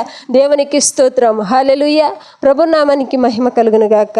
ఆమేన్. అంతేకాదండి, 10 ఆజ్ఞల చేత రాయబడినటువంటి 2 రాతి పలకలను ఆయన పొందుకున్నాడు. స్వయముగా దేవుని వ్రేల చేత రాయబడినటువంటి ఆ రాతి పలకలు 40 దినములు ఉపవాసం ఉండి దేవుని దర్శనాన్ని పొందుకున్నాడు. ఆ దేవుని చేత రాయబడినటువంటి ఆ వ్రేలును ఆయన చూశాడు. దేవుని యొక్క పార్శ్వమును, వెనక భాగమును ఆయన చూశాడు. ఆయన మాటలను ఆయన విన్నాడు. ఆయన సన్నిధిని అనుభవించాడు. ఆయన చేసినటువంటి ప్రతి కార్యములో దేవాది దేవుణ్ణి మహిమపరిచాడు, ఘనపరిచాడు. దేవునికి స్తోత్రం. హల్లెలూయా. అన్ని విషయంలో మోషే అంటూ ఉన్నాడు, నేను మనుష్య మాత్రుడను కానీ నా దేవుడు నా పట్ల ఉండి అన్ని కార్యములను జరిగించున్నాడు. నా దేవునికి సంపూర్ణమైనటువంటి ఘనత ప్రభావములు కలగాలి అని తెలియజేస్తూ ఉన్నాడు. దేవునికి స్తోత్రం. హల్లెలూయా. ప్రభునామానికి మహిమ కలుగును గాక. అన్ని విషయముల్లో నమ్మకమైనటువంటి వ్యక్తిగా, దేవుని ఇల్లంతట్లో నమ్మకమైనటువంటి వ్యక్తిగా మోషే ప్రవర్తించాడు, తెలుసుకొని ఉన్నాడు, నడుచుకొని ఉన్నాడు. దేవునికి స్తోత్రం. హల్లెలూయా. ఈ రోజుల్లో చూస్తే మనము సహజముగా చూస్తే మనం ఒక పనిని అప్పగిస్తే ఎంతమంది నమ్మకముగా చేస్తారు అని మనం ఆలోచన చేస్తూ ఉంటాము. ఆ రీతిగానే దేవుడు కూడా మోషేకు ఒక పనిని అప్పగించినప్పుడు మోషే నమ్మకముగా పనిచేశాడు. దేవునికి సంపూర్ణ ఘనతను దేవునికి చెల్లించినటువంటి వ్యక్తిగా ఉన్నాడు. అన్ని రీతులుగా ఆయన్ను పరిశీలించినప్పుడు దేవాది దేవుడే మోషేను గురించి తెలియచేస్తూ ఉన్నాడు, ఇతడు నా ఇల్లంతట్లో నమ్మకమైన వాడు. హల్లెలూయా. దేవునికి స్తోత్రం. హెబ్రీ పత్రిక 3వ అధ్యాయం 2వ వచనంలో ఆ యొక్క మాట రాయబడి ఉన్నది, నా ఇల్లంతట్లో నమ్మకమైనటువంటి వాడు మోషే. దేవునికి స్తోత్రం. హల్లెలూయా. దేవుడు అంటా ఉన్నాడు, తన ఇల్లంతట్లో కూడా నమ్మకమైన వానిగా గొప్ప ఆశీర్వాదాన్ని పొందుకున్నాడు. దేవునికి స్తోత్రం. హల్లెలూయా. మోషే 3వ మాటను చూస్తే ఘనత అన్ని కార్యముల్లో, అన్ని అద్భుతముల్లో తన స్వయముగా తన చేతి గుండా జరిగింది, తన మాట గుండా జరిగింది. తనను సాధనముగా ఎన్నుకొని ఆ రీతిగా దేవుడు చేసినప్పుడు సంపూర్ణ ఘనత ప్రభావములను దేవునికే చెల్లించి ఉన్నాడు. ఘనతను దేవునికి ఇచ్చాడు. అన్ని విషయములో, అన్ని సందర్భాల్లో దేవుని ఘనపరుస్తూ వస్తూ ఉన్నాడు. కనుక దేవుని ఘనపరిచినటువంటి వ్యక్తి మోషే పొందుకున్నటువంటి ఆశీర్వాదము, నా ఇల్లంతట్లో నమ్మకమైన వాడు. హల్లెలూయా. దేవునికి స్తోత్రం. హల్లెలూయా. 4వ మాటను మనము చూద్దాము, విధేయత. హల్లెలూయా. మొదటి మాట ప్రేమ, 2వ మాట ఆకర్షణ, 3వ మాట ఘనత, 4వ మాట విధేయత. హల్లెలూయా. దేవునికి స్తోత్రం. హల్లెలూయా. ఆదికాండము 37వ అధ్యాయము నుంచి మనము చూస్తే ఇక్కడ యోసేపు జీవితాన్ని గురించి దేవుడు తెలియచేస్తూ ఉన్నాడు. యోసేపు లైఫ్ మనకు కనిపిస్తూ ఉంది. ఆ రీతిగా మనము పరిశీలన చేస్తే యోసేపు అన్ని విషయములో కూడా విధేయతగా దేవునికి ప్రవర్తించి ఉన్నాడు. హల్లెలూయా. దేవునికి స్తోత్రం. అన్ని సమయముల్లో, కష్టకాలములోను మరి అన్ని సమయముల్లో కూడా దేవుని విధేయతతో ఆయన జీవించి చూపించినటువంటి వ్యక్తి. హల్లెలూయా. దేవునికి స్తోత్రం. తన తండ్రి యోసేపును ఎంతో ప్రేమించి దేవుని మాటలను చిన్న వయసులో నుంచే ఆయనకు అలవర్చాడు, నేర్పించాడు. తన అన్నలు వాటిని పట్టించుకోలేదు, కానీ యోసేపు మాత్రము చాలా ధ్యానము చేస్తూ దేవుణ్ణి స్మరిస్తూ ఆయన ఎల్లప్పుడూ కూడా పాపములో పడకుండా దేవుడు చెప్పినటువంటి మాటల ప్రకారముగా నడవాలి, దేవునికి మంచి విధేయత కలిగి జీవించాలనేటటువంటి భావనలో ఆయన ఉండేటటువంటి వ్యక్తి. తండ్రి చెప్పిన మాటలన్నిటినీ, దేవుని లేఖనములను ఆయన ధ్యానము చేస్తూ దేవుని ఆరాధించేటటువంటి వ్యక్తి యోసేపు ఐగుప్తులోనికి అమ్మివేయబడ్డాడు. అన్నల చేత ఆయన ఐగుప్తు దేశంలోనికి అమ్మివేయబడినప్పుడు కూడా విధేయత కలిగి ఉన్నాడు. వారంటా ఉన్నారు, నీవు మా యొక్క అమ్రాను దేవుడిని ఆరాధించాలి. మేము ఏ అయితే దేవతలను ఆరాధిస్తామో ఐగుప్తులో ఉన్నటువంటి మా దేవతలకు నీవు తలవంచాలి, ఆరాధించాలి అంటే ఆయన అంటా ఉన్నాడు, నాకు ఒక్కడే దేవుడై ఉన్నాడు, ఆయనకు తప్ప నేను ఎవరికి కూడా మొక్కను నమస్కారం చేయను. ఒకవేళ మీరు చంపేసినా పర్వాలేదు, కానీ నేను మాత్రము నా దేవుని చెప్పిన మాటలను నేను తూచా వహిస్తాను, కానీ వాటిని ఆ ఆజ్ఞలను నేను మీరను. అలా మీరి నేను బ్రతకలేను, జీవించలేను. కనుక నేను మీ దేవతలకు తలవంచను, పూజింపను, ఆరాధించను, వాటికి సాగిలపడనని తెలియజేస్తా ఉన్నాడు. దేవునికి ఎంత విధేయత చూపించాడండి. ఐగుప్తులో బానిసగా వెళ్ళినటువంటి వ్యక్తికి ఏమాత్రం హక్కు ఉండదు. వారు చంపేస్తారు, అవసరమైతే చిత్రహింసలు పెడతారు. అన్నిటినీ ఆయన భరించడానికి సిద్ధపడ్డాడు, కానీ దేవునికి విధేయత చూపిస్తూ ఉన్నాడు. దేవుని విధేయతలో నుంచి దేవునికి విరుద్ధముగా ఉన్న పనులు ఏవి కూడా ఆయన చేయట్లేదు. దేవునికి స్తోత్రం. హల్లెలూయా. ఆ రీతిగా ఆయన జీవిస్తూ ఉన్నప్పుడు ఆ యొక్క ఐగుప్తు తన ఏ ఇంట్లో అయితే ఆయన ఉంటూ ఉన్నాడో ఆ ఇంట్లో ఉన్నటువంటి ఆ యొక్క యజమానురాలు ఆయన మీద ఒక ముద్రను వేసి ఉంది. అన్నిటినీ సహించాడు, భరించాడు, కానీ పాపము నుంచి దూరముగా పారిపోయి ఉన్నాడు. చూడండి, చెడును అసహించుకున్నాడు, పాపమునకు దూరముగా పారిపోయాడు. నేను ఈ పాపము చేయను, నా దేవుడు నన్ను చూస్తూ ఉన్నాడు, ఆయన విధేయతతో నేను నడుస్తూ ఉన్నాను, నా దేవుడు నన్ను పరిశీలన చేస్తాడు, నా దేవుడు నన్ను చూస్తూ ఉన్నాడు, ఈ పాపము నేను చేయను, ఆయన విధేయతలో నేను నడవాలి, ఆయన నీతిలో నేను నడవాలని పాపమునకు దూరముగా ఆయన పారిపోయినప్పటికీ ఆయనకు శిక్ష వేసి జైలుకు పంపించి ఉన్నారు ఐగుప్తు దేశంలో. ఆయనను కానీ వాటన్నిటిని ఆయన భరించాడు, సహించాడు. ఫరో ముందుకు తీసుకొని వచ్చారు, ఆ రాజు ముందుకు తీసుకొని వచ్చారు, కలభావమును తెలియచేయడానికి, ఆ కలభావమును తెలియచేయడానికి కూడా ఆయనను తీసుకొని వచ్చినప్పుడు రాజు ముందు తల వంచాలంటే నేను ఏ మనిషికి కానీ నేను తల వంచను, వారి ముందు నేను మోకరించను, నా దేవుని ఎదుటే నేను మోకరిస్తానని తెలియజేస్తా ఉన్నాడు. మరణానికి ఎదురు వెళ్ళాడు, కానీ విధేయత నుండి ఆయన తొలగిపోలేదు. ఆయన యొక్క నీతి నుండి, దేవుని యొక్క నీతి నుండి ఆయన తొలగిపోలేదు. దేవునికి స్తోత్రం, హల్లెలూయా.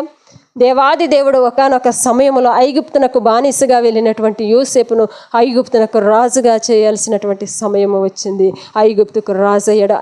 ఎన్నో కష్టాలు, ఎన్నో అవమానాలు, నిందలు అన్నిటినీ భరించాడు, సహించాడు, అన్నిట్లో విధేయత చూపి ఉన్నాడు. కనుక దేవాది దేవుడు అంటా ఉన్నాడు, యోసేపును అన్ని విషయములో యోసేపు విధేయత కలిగి ఉన్నాడు కనుక ఈయన నీతిమంతుడు అని దేవాది దేవుడు గొప్ప బిరుదును ఇచ్చి ఉన్నాడు. దేవునికి స్తోత్రం, హల్లెలూయా. ద్వితీయోపదేశకాండము 11వ అధ్యాయము 18 నుంచి 20 వచనాల వరకు మనము చూస్తే అక్కడ ఒక మాట రాయబడి ఉందండి. 11వ అధ్యాయము 18 నుంచి 20వ వచనం వరకు. కాబట్టి మీరు ఈ నా మాటలు మీ హృదయంలోనూ మీ మనస్సులోనూ ఉంచుకొని వాటిని మీ చేతుల మీద సూచనగా కట్టుకొనవలెను. చూడండి ప్రియులారా, దేవుని యొక్క మాటలు అవి మనము ఏదో వినటానికి వింటాము, కానీ అప్పటి వరకే అని మనము చాలామంది విడిచిపెడతా ఉంటాము. దేవుని యొక్క మాటలను సూచనగా కట్టుకోవాలి, వాటిని గౌనులకు రాసుకోవాలి, మన ఇంటి ద్వారబంధకముల మీద, గుమ్మముల మీద వాటిని వ్రాసుకోవాలి. వాటిని మనము నిద్రించినప్పుడు, మరలా లేచినప్పుడు, బయటికి వెళ్తూ ఉన్నప్పుడు, మన మార్గములో, మన పనుల్లో వాటిని చదువుతూ, వాటిని జ్ఞాపకము చేసుకుంటూ, నెమరు వేస్తూ వాటి ప్రకారముగా నడవాలి. ఈ యొక్క యోసేపు కూడా తన హృదయం అనే పలక మీద వాటిని వ్రాసుకున్నాడు. దేవునికి స్తోత్రం, హల్లెలూయా. ఈ యొక్క బాలుడు ఏమి చేస్తా ఉన్నాడంటే ఆ యొక్క బోధకుని యొక్క బోధలను ఆయన తన హృదయం అనే పలక మీద వ్రాసుకొని వాటి ప్రకారంగా ఆ యొక్క శాసనములను ఆయన పాటించాడు, నడిచాడు. ఐగుప్తునకు దాసునిగా వెళ్ళినటువంటి యోసేపును దేవాది దేవుడు ఐగుప్తుకు రాజుగా చేసి ఉన్నాడు. ప్రియులారా, హల్లెలూయా. ఉన్నతమైనటువంటి బహుమానాన్ని పొందుకున్నాడు యోసేపు. హల్లెలూయా. ప్రభునామానికి మహిమ కలుగును గాక. ఆమేన్. దేవునికి స్తోత్రం. కాబట్టి ప్రియులారా, యోసేపు అన్ని సమయముల్లో, అన్ని విషయముల్లో దేవునికి విధేయత చూపించినటువంటి వ్యక్తి పొందుకున్నటువంటి ఆశీర్వాదము నీతిమంతుడు. హల్లెలూయా. దేవునికి స్తోత్రం. యోసేపు విధేయత కలిగి జీవించి ఉన్నాడు కనుక ఆయన పొందుకున్నటువంటి ఆశీర్వాదము, ఈయన నీతిమంతుడు. దేవునికి స్తోత్రం, హల్లెలూయా. 5వ మాటను కూడా మనము చూస్తే భయభక్తులు. దేవునికి స్తోత్రం. ఆశీర్వాదములను గురించి మనము చూస్తూ ఉన్నాము. ఈరోజు అంశము ఆశీర్వాదము. దేవుని ప్రేమించినటువంటి వ్యక్తి దావీదు పొందుకున్నటువంటి ఆశీర్వాదము, ఈయన నా హృదయానుసారుడు. అపొస్తలుడైన పౌలు భక్తుడు దేవుని యొక్క ఆకర్షణీయమైనటువంటి రీతిగా ఆయన జీవించినటువంటి వ్యక్తి, బోధించినటువంటి వ్యక్తి.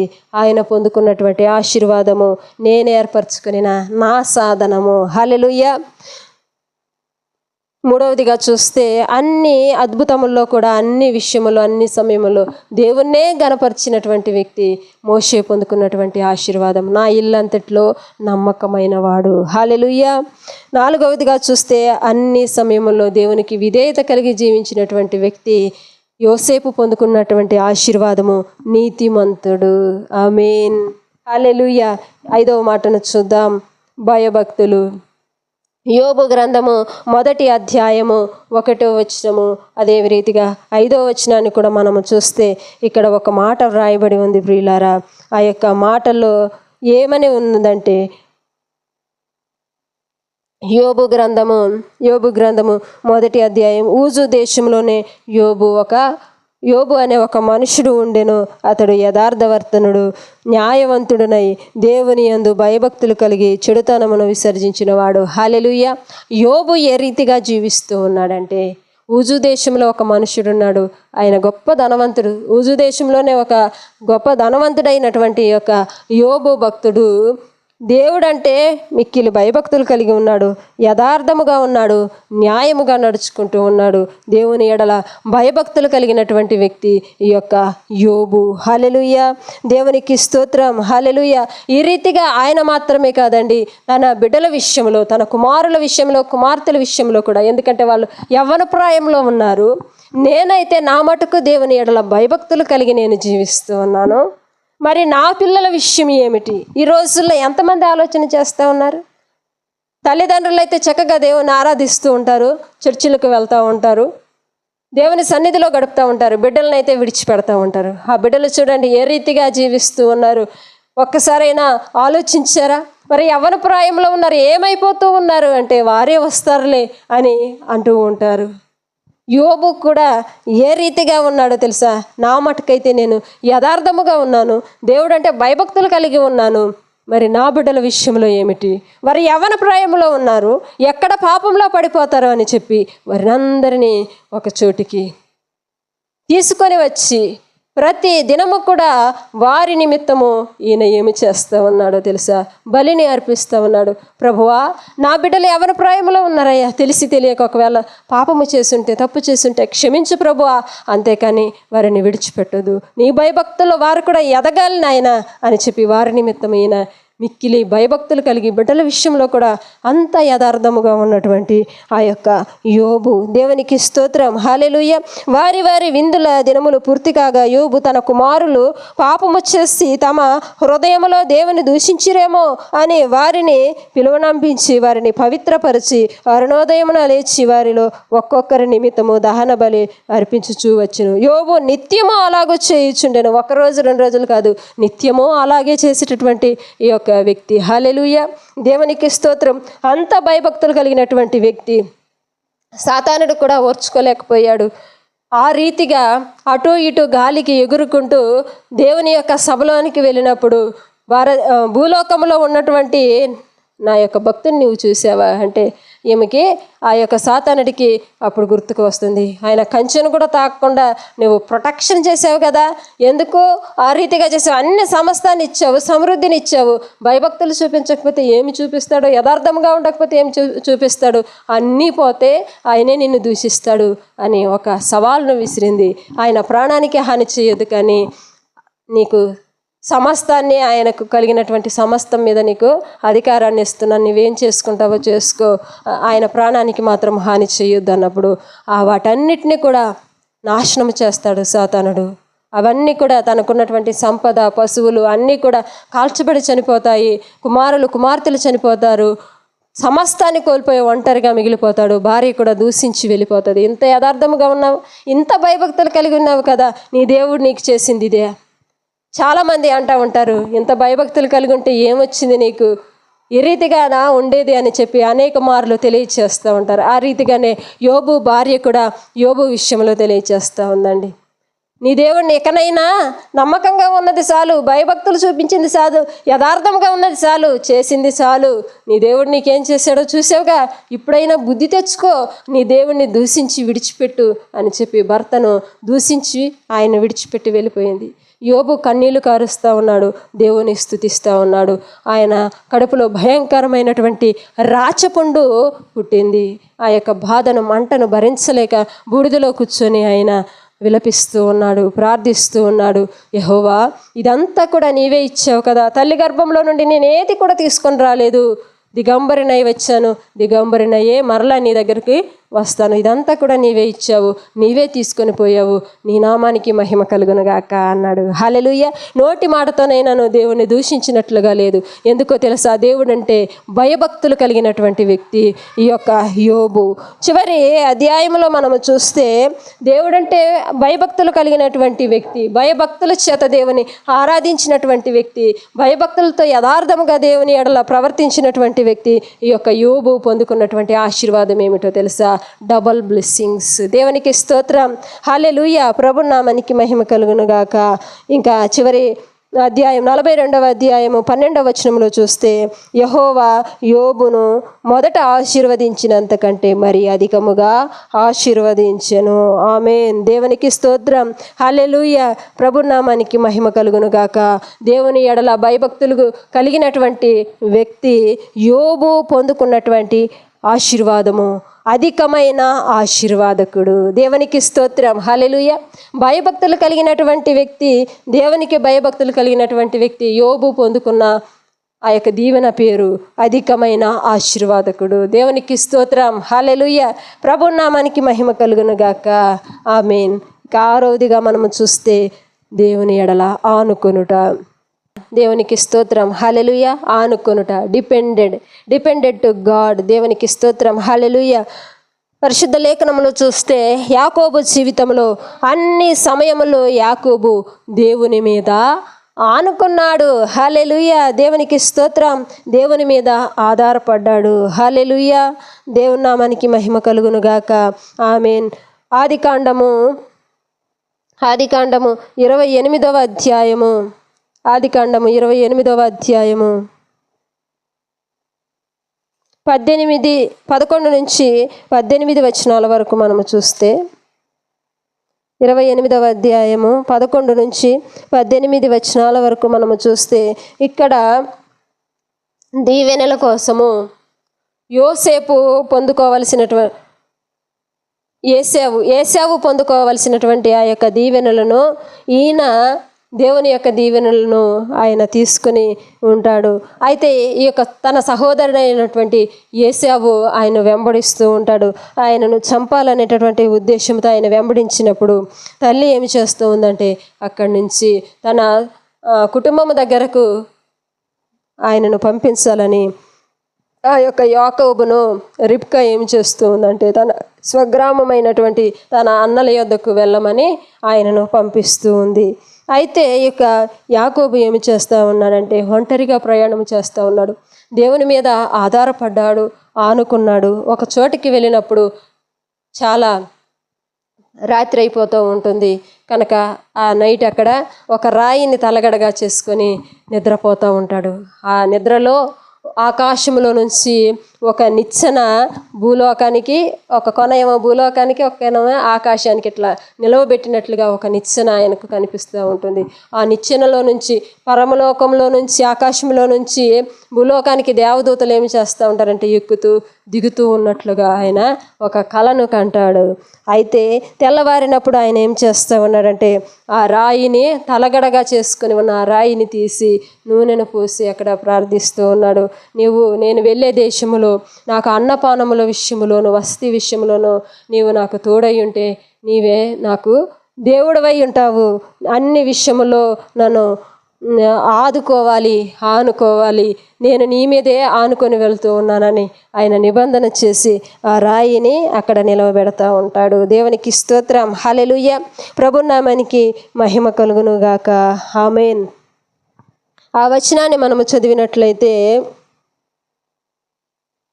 చూడండి, దాని మీద దేవుని దూతలు ఎక్కుచూ దిగుచూ నుండిరి. మరియు యెహోవా దానికి పైగా నిలిచి, నేను నీ తండ్రి అయిన అబ్రహాము దేవుడను ఇస్సాకు దేవుడనైన యెహోవాను. నీవు పండుకొని ఉన్న ఈ భూమిని నీకును నీ సంతానమునకు ఇచ్చుదను. సంతానము భూమి మీద లెక్కకు ఇసుక రేణువుల వలె అగును. నీవు పడమటి తట్టుకు, తూర్పు తట్టుకు, ఉత్తరపు తట్టుకును, దక్షిణపు తట్టుకును వ్యాపించదవు. భూమి యొక్క వంశములన్నీ నీ మూలముగాను నీ సంతానం మూలముగాను ఆశీర్వదింపబడును. దేవునికి స్తోత్రం. హల్లెలూయా. ఆ రీతిగా దేవాది దేవుడు తెలియచేస్తా ఉన్నాడు. ఇదిగో నేను నీకు తోడయ్యుండి నీవు వెళ్ళు ప్రతి స్థలమందును నిన్ను కాపాడుచు ఈ దేశమునకు నిన్ను మరలా రప్పించుదనని నేను నీతో చెప్పినది నెరవేర్చు వరకు నిన్ను విడవనని చెప్పగా దేవాది దేవుడే తెలియచేస్తా ఉన్నాడు. నీవు వెళ్ళే ప్రతి స్థలంలో నేను నీతో ఉంటాను, ప్రతి సమయంలో నీతో ఉంటాను, నేను నిన్ను విడిచిపెట్టను, ఈ స్థలానికి మరలా నేను రప్పించే వరకు నేను నిన్ను విడిచిపెట్టను అని తెలియచేస్తూ ఉన్నాడు. ప్రియులారా, అయితే భయపడి ఈ స్థలము ఎంతో భయంకరము, ఆయన నిద్రలేచి ఈ స్థలము ఎంతో భయంకరముగా ఉంది, ఇది దేవుని మందిరమే కానీ వేరొకటి కాదు, పరలోకపు గవిని ఇదే అనుకొని తెల్లవారినప్పుడు యాకోబు లేచి తాను తలగడగా చేసుకుని రాయి తీసి దానిని స్తంభముగా నిలిపి దాని కొన మీద నూనె పోసెను. మరియు అతడు ఆ స్థలమునకు బేతేలను పేరు పెట్టెను. దేవునికి స్తోత్రం. హల్లెలూయా. బేతేలు అనగా దేవుని యొక్క మందిరము. హల్లెలూయా. దేవునికి స్తోత్రం. హల్లెలూయా. ప్రభునామానికి మహిమ కలుగును గాక. ఆమేన్. ఆ రీతిగా దేవునితో నిబంధన చేసుకొని దేవుడు ఆయనతో మాట్లాడిన ఆ కలలో చెప్పినటువంటి ఆ యొక్క మాటలన్నిటిని ఆయన ధ్యానం చేసుకుంటూ తను వెళ్ళేటటువంటి ప్రతి స్థలమందు ప్రతి పనిలోనూ దేవుని మీదే ఆయన ఆధారపడ్డాడు, ఆనుకున్నాడు. హల్లెలూయా. దేవునికి స్తోత్రం. తన మేనమామ అయినటువంటి లాబాను ఇంటికి చేరుకున్నప్పుడు అక్కడ చూడండి అన్ని విషయములో కూడా దేవుని మీద ఆధారపడినట్లుగా చూస్తూ ఉన్నాం. అయితే తన మామ విషయంలో ఆయన ఏమి చేస్తూ ఉన్నాడో చూడండి. ఆయన ఎంతగా ఆయన్ని బానిసగా చేసుకోవాలని చూసినప్పటికీ ఆయన దేవుని మీద ఆనుకున్నాడు, దేవుని మీద ఆధారపడ్డాడు, ఆ రీతిగానే జీవించాడు. ఆ రీతిగా దేవునికి అనుగుణముగా ఆనుకొని ఆయన జీవిస్తూ ఉన్నప్పుడు అన్ని విషయముల్లో దేవాది దేవుడు యాకోబును దీవించి ఉన్నాడు. హల్లెలూయా. దేవునికి స్తోత్రం. హల్లెలూయా. లాబాను కుమారులు లాబాను తెలియచేస్తూ ఉన్నాడు, ఆయన చేయి పెట్టిన ప్రతి స్థలము ఆశీర్వాదకరం అవుతుంది, ప్రతి పని ఆశీర్వదించబడుతుంది, ప్రతి మంద అభివృద్ధి అవుతుంది, ఎందుకంటే దేవుడు ఆయనకు తోడై ఉన్నాడు. ఆయన దేవుని మీద ఆధారపడేటటువంటి వ్యక్తి కానీ డబ్బు మీద కానీ ఆస్తి మీద కానీ బంధువుల మీద కానీ దేని మీద కూడా ఆయన ఆధారపడలేదు. ఆయన దేవుని మీద ఆనుకున్నాడు కనుక దేవుడు ఆయనకు ఈ రీతిగా దేవుడు ఆయన్ను నడిపిస్తూ ఉన్నాడు, ఆశీర్వదిస్తూ ఉన్నాడని వారు తెలియచేస్తూ ఉన్నాడు. ప్రియులారా, దేవునికి స్తోత్రం. హల్లెలూయా. ఈ యొక్క యాకోబు ఆ రీతిగా జీవించినప్పుడు దేవాది దేవుని యొక్క విషయంలో చూడండి, ఆయన మరలా తనకు కలిగినటువంటి సంపద, తన భార్యలను బిడ్డలను తీసుకొని గొర్రె మేకలు అన్ని విషయంలో తీసుకొని వాటన్నిటిని మరలా తీసుకొని వచ్చేటప్పుడు తన అన్న ఏశావు ఎదురు పడతా ఉన్నాడు, ఎదురుగా వస్తూ ఉన్నాడు, మోసం చేసి తన దీవెనలు దోచుకొని ఉన్నాడు, పొందుకొని ఉన్నాడు కనుక ఎక్కడ హతము చేస్తాడో అని చెప్పి చాలా దుఃఖపడతా ఉన్నాడు. సహోదరుని మీద పోరాటం అయితే చేయలేడు, కానీ చూడండి ప్రియులారా ఎంత వేదన పడుతూ ఉన్నాడు. తన బిడ్డల విషయంలో కూడా ఆ కుమారులను తర్వాత తనకు కలిగినటువంటి సంపద, తన కలిగినటువంటి పనివారులందరినీ కూడా గుంపులుగా ఒక గుంపు తర్వాత ఒక గుంపు వారిని పంపిస్తూ వారందరినీ పంపివేసి ఈయన మాత్రము మొట్టమొదటిగా ఆ దేశమునకు వెళ్ళక ముందు ఎక్కడైతే ప్రార్థన చేసి ఆ స్థలమునకు బేతేలు అని పేరు పెట్టి ఉన్నాడో ఆ స్తంభమును నిలిపి ఉన్నాడో ఆ రాయి దగ్గర ఆ రాత్రికాల సమయంలో ఆయన ఒంటరిగా మిగిలిపోయాడు. ఎందుకంటే మనుషుల మీద ఆధారపడటము వ్యర్థం, మనుషులను నమ్ముకొనుట వ్యర్థము, రాజులను నమ్ముకొనుట వ్యర్థము, దేవుని నమ్ముకొనుట ఉత్తమమైనది. ఆయన మీదే ఆధారపడ్డాడు కనుక ఆ రాత్రికాల సమయంలో దేవునితో ఆయన మాట్లాడుతూ ఉన్నాడు. దేవునితో ఆయన మాట్లాడటానికి ప్రార్థన చేయడానికి మరలా ఆ స్థలంలో నిలిచారు. ఆ స్థలంలో నిలవగానే ఆ రాత్రికాల సమయంలో ఆ స్థలంలో పండుకొని ఉన్నప్పుడు ఒక నరుడు ఆయనతో పెనుగులాడుతూ ఉన్నాడు. దేవునికి స్తోత్రం. హల్లెలూయా. ప్రభునామానికి మహిమ కలుగును గాక. ఆమేన్. ఆ మాటను మనము చూస్తే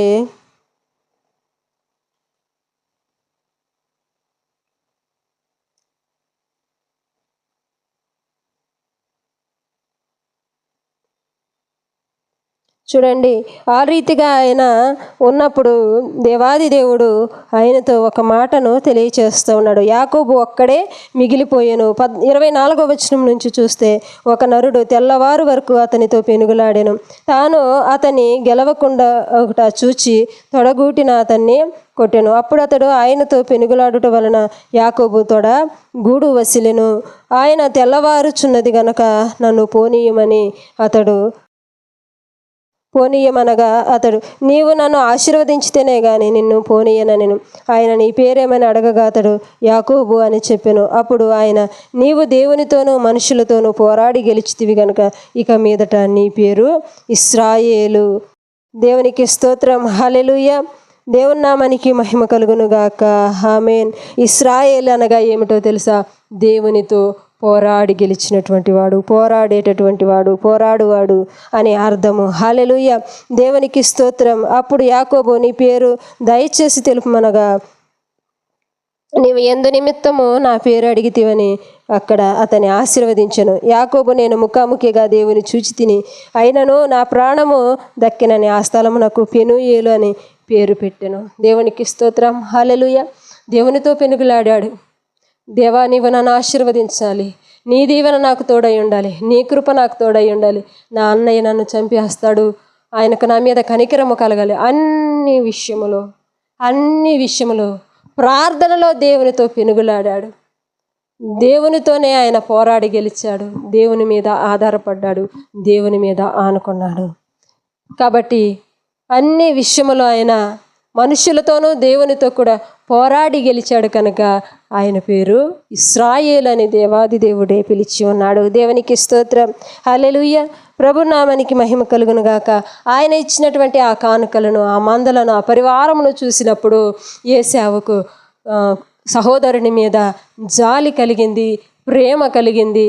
ఆయన చంపకుండా ఆయన ప్రేమించాడు, కౌగిలించుకున్నాడు. దేవునికి స్తోత్రం. హల్లెలూయా.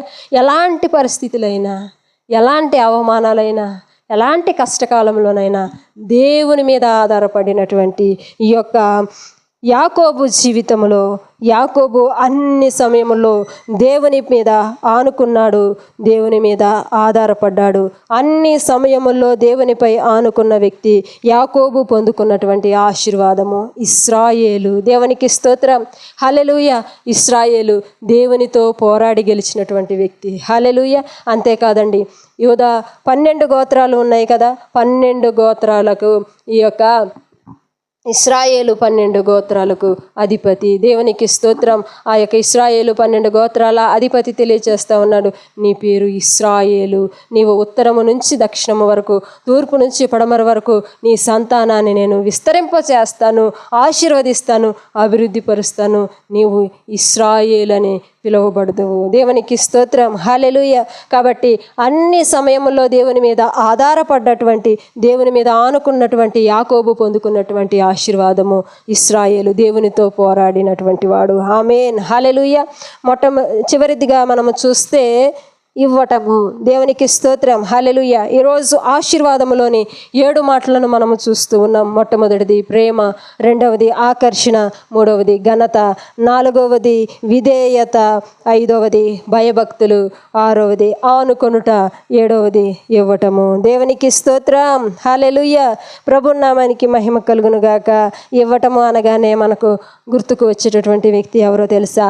అబ్రహాము. హల్లెలూయా. దేవునికి స్తోత్రం. హల్లెలూయా. ప్రభునామానికి మహిమ కలుగునుగాక. ఆమేన్. ఆదికాండము 18వ అధ్యాయాన్ని మనము చూద్దాం. ఆదికాండము 18వ అధ్యాయములో ఈ యొక్క అబ్రహాముకు దేవుని యొక్క స్వరము అనేది వినపడతా ఉంది. దేవుని స్వరము వినపడ్డప్పుడు ఆ యొక్క స్వరము ఏమి తెలియచేస్తూ ఉందో తెలుసా? నీవు నీ తండ్రి ఇంటి నుంచి, నీ స్వదేశము నుంచి, నీ సమస్తాన్ని నీవు విడిచిపెట్టి నేను నీకు చూపించేటటువంటి ఆ యొక్క స్థలమునకు, దేశమునకు నీవు బయలుదేరి వెళ్ళాలి అని తెలియచేసినప్పుడు అబ్రహాము ఆ పిలువబడినటువంటి ఆ స్వరమునకు లోబడి తన సమస్తాన్ని, సర్వస్వాన్ని దేవునికి ఇచ్చివేశాడు. హల్లెలూయా. దేవునికి స్తోత్రం. హల్లెలూయా. తండ్రి అంటా ఉన్నాడు, సహోదరులు అంటా ఉన్నారు, ఇంత సంపద ఆస్తిని వదిలిపెట్టావు, బంధుత్వాన్ని రక్త సంబంధాన్ని కాదని నువ్వు ఎక్కడికి వెళతావు? ఊరు తెలియనటువంటి స్థలంలోనికి ఏ రీతిగా ఉంటావు? ఏ దేశమునకు వెళ్ళాలో తెలియదు. నిన్ను పిలిచినటువంటి స్వరము ఎవరిది? ఆ దేవుని పేరేమిటి? ఆయన నీకు కనపడ్డా?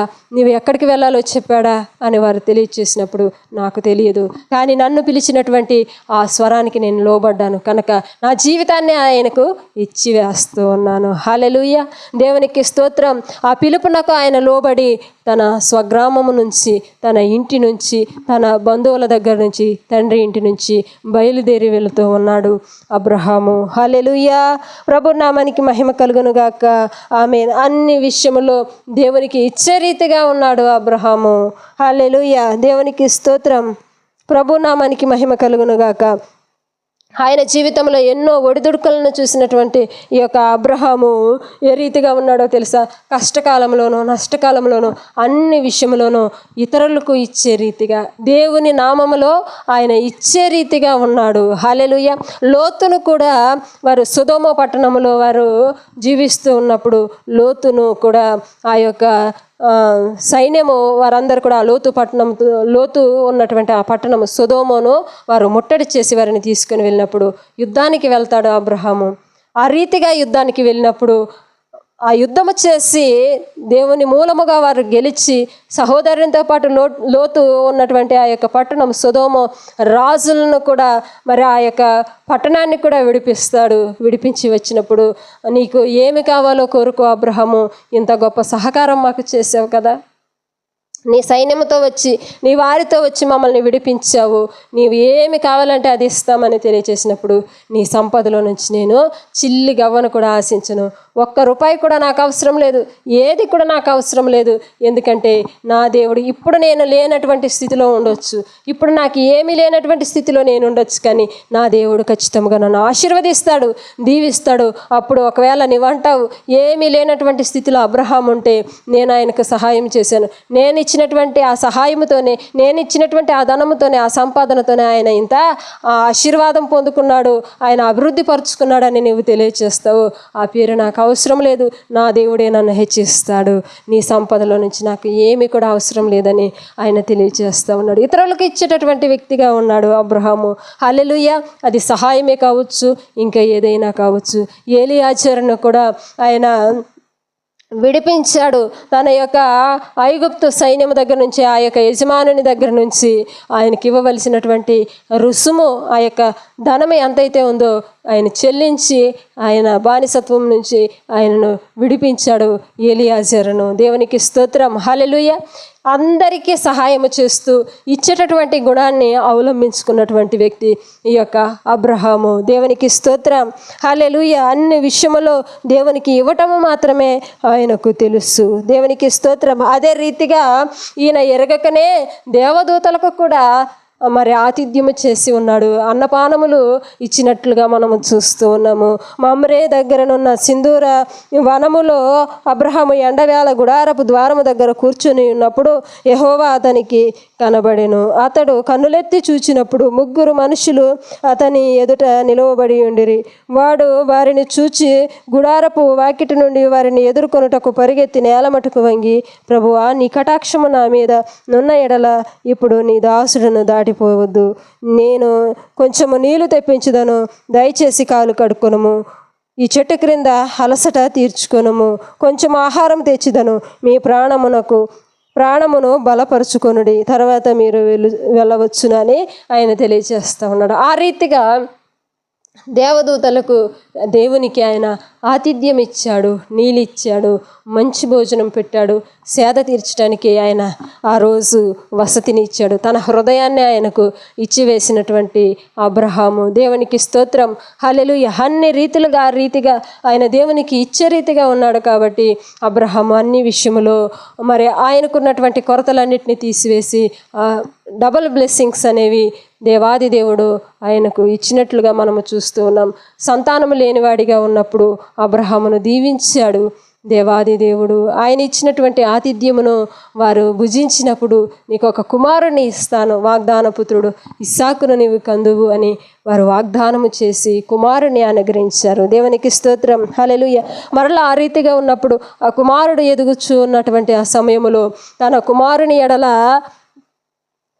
ఒక పరీక్షను వేసినప్పుడు దేవాది దేవుడు తెలియజేస్తూ ఉన్నాడు, నీ కుమారుణ్ణి నాకు బలిగా అర్పించు.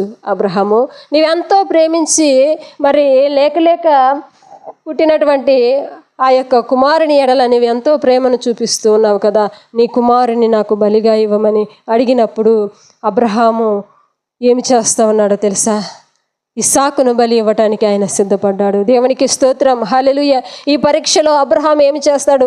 అన్ని విషయంలో ఇస్తూ ఉన్నాడు కదా, ఈ విషయంలో నాకు ఇస్తాడా ఇవ్వడా, నన్ను గెలిపిస్తాడా లేదా అనేటటువంటి ఒక పరీక్ష వేస్తూ ఉన్నాడు. దేవాది దేవుడు చూస్తూ ఉన్నాడు, పరీక్షిస్తూ ఉన్నాడు. ఆయన ఎంతో దుఃఖపడతా ఉన్నాడు, మరి ప్రాణమంతా విలవిల్లాడిపోతుంది. అయినా కానీ దేవునికి ఇవ్వాలి. అడిగినటువంటి ఆ యొక్క స్వరము, నడిపించినటువంటి ఆ యొక్క స్వరము, దేవాది దేవునికి నేను నా బిడ్డను ఇస్తాను, బలిగా ఇస్తాను అని ఆయన సిద్ధపడి బలిగా అర్పించడానికి ఆయన సిద్ధపడినప్పుడు దేవాది దేవుడు ఆయన ఆపి ఆ పొదల్లో ఉన్నటువంటి ఆ పొటేళ్లను తెచ్చి కుమారుని బదులుగా ఆ పొటేళ్లను బలి అర్పించమని తెలియజేసి ఉన్నాడు. చూడండి, అన్ని విషయంలో కుమారుని విషయంలో కూడా బలి అర్పించడానికి, దేవునికి ఇవ్వటానికి ఆయన సిద్ధపడ్డాడు, ఇచ్చి ఉన్నాడు. దేవునికి స్తోత్రం, హల్లెలూయా. ప్రభునామానికి మహిమ కలుగును గాక, ఆమేన్. దేవునికి స్తోత్రం. 22వ అధ్యాయము 1 నుంచి 13 వచనాల వరకు చూస్తే, ఆదికాండము 22వ అధ్యాయము 1 నుంచి 13 వచనాల వరకు ఆ యొక్క మాటలు వ్రాయబడి ఉన్నాయి. నీకు ఒక్కడై ఉన్న నీ కుమారుని నాకు బలిగా ఇయ్యడానికి నీవు వెనుతీయలేదు గనక నీవు దేవునికి భయపడువాడవని ఇందువలన నాకు కనబడుచుందని దేవాది దేవుడు తెలియచేస్తూ ఉన్నాడు. దేవునికి స్తోత్రం, హల్లెలూయా. ప్రభునామానికి మహిమ కలుగును గాక, ఆమేన్. ఎలియాజరు విడుదలకు ఆయన ఇచ్చాడు, లోతును విడిపించడానికి ఆయన ఇచ్చాడు. అబ్రహాముకి ఇవ్వటం మాత్రమే తెలుసు, ఆయన ఎరగకనే దేవదూతలకు ఆతిథ్యం ఇచ్చాడు, తన కుమారుని దేవునికి బలిగా అర్పించాడు. దేవునికి స్తోత్రం, హల్లెలూయా. అబ్రహాముకు ఇవ్వటము తెలుసు కనుక సమస్తాన్ని విడిచి తన జీవితాన్నే దేవునికి ఇచ్చినటువంటి వ్యక్తి అబ్రహాము పొందుకున్నటువంటి ఆశీర్వాదము విశ్వాసులకు తండ్రి. ఆమేన్. దేవునికి స్తోత్రం. మనందరికీ తండ్రి అబ్రహాము. దేవునికి స్తోత్రం, హల్లెలూయా. ఎంత గొప్ప ఆశీర్వాదమో చూడండి. ఈరోజు దేవాది దేవుడు మనతో మాట్లాడుతున్నటువంటి మాట, దేవుని యొక్క మాటలు ఏ రీతిగా బలపరుస్తూ ఉన్నాయంటే 7 మాటలతో దేవుడు మనతో మాట్లాడుతూ ఉన్నాడు. ఆశీర్వాదం ఏ రీతిగా మన జీవితంలో వస్తూ ఉంది.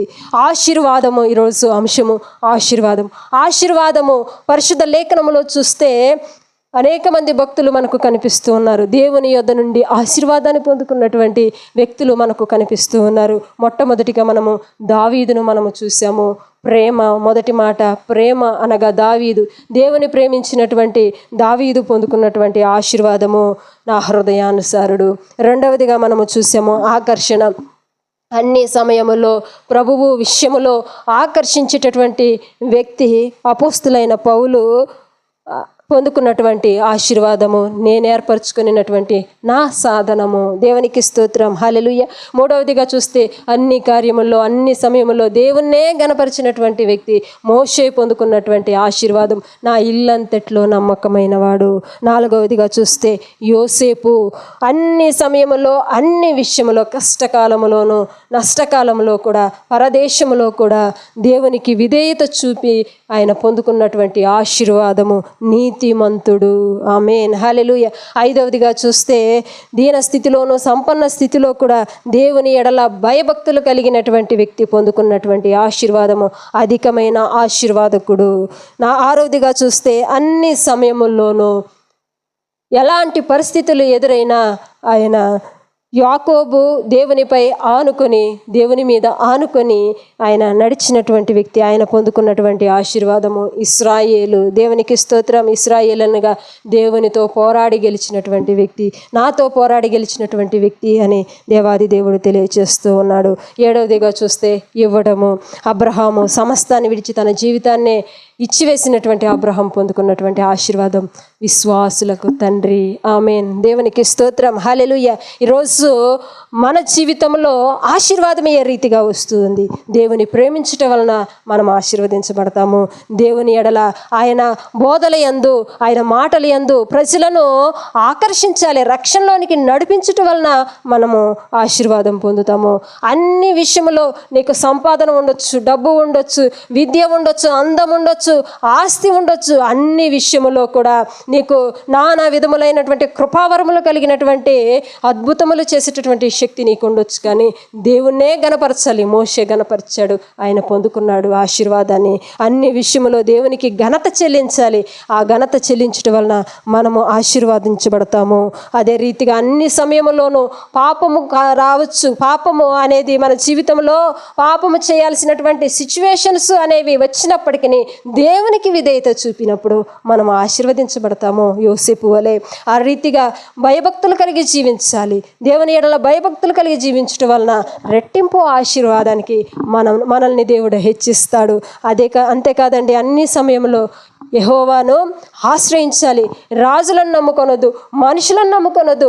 యెహోవాను నమ్ముకొనుట ఎంతో గొప్ప లాభము, ధన్యకరము, మేలుకరము కనుక ఆయనను ఆనుకొనాలి, ఆయనను నమ్ముకోవాలి. ఆయన మీద ఆధారపడినప్పుడు దేవుడు మనల్ని విస్తరింపచేస్తాడు, అభివృద్ధి పరుస్తాడు, ఆశీర్వదిస్తాడు.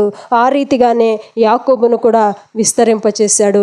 దేవునితో, మనుషులతోనూ దేవునితోనూ పోరాడి గెలిచినటువంటి వాడవు కాబట్టి నీ పేరు ఇశ్రాయేలు అని దేవాది దేవుడు తెలిపి ఉన్నాడు. దేవునికి స్తోత్రం. 7వదిగా చూస్తే ఇవ్వటము. అబ్రహాము దేవునికి ఇచ్చి తన జీవితాన్ని ఇచ్చాడు, తన హృదయాన్ని ఇచ్చాడు. తనకు ఇవ్వటము తెలుసు. దేవుని ఎడల పొందుకున్నటువంటి గొప్ప ఆశీర్వాదము. దేవునికి స్తోత్రం. మనము దేవునికి ఇచ్చే రీతిగా ఉండాలి. మనము ఇచ్చే రీతిగా ఉన్నప్పుడు దేవుడు మనల్ని దీవిస్తాడు. దేవునికి స్తోత్రం. 7 మాటల ద్వారా దేవుడు మనందరినీ కూడా బలపరిచి ఆయన ఆత్మతో ఆ యొక్క ఆశీర్వాదంలోనికి నడిపించును గాక. ఆమేన్. ఈ చిన్న వాక్యము దేవుడు దీవించి ఆశీర్వదించును గాక. ఆమేన్.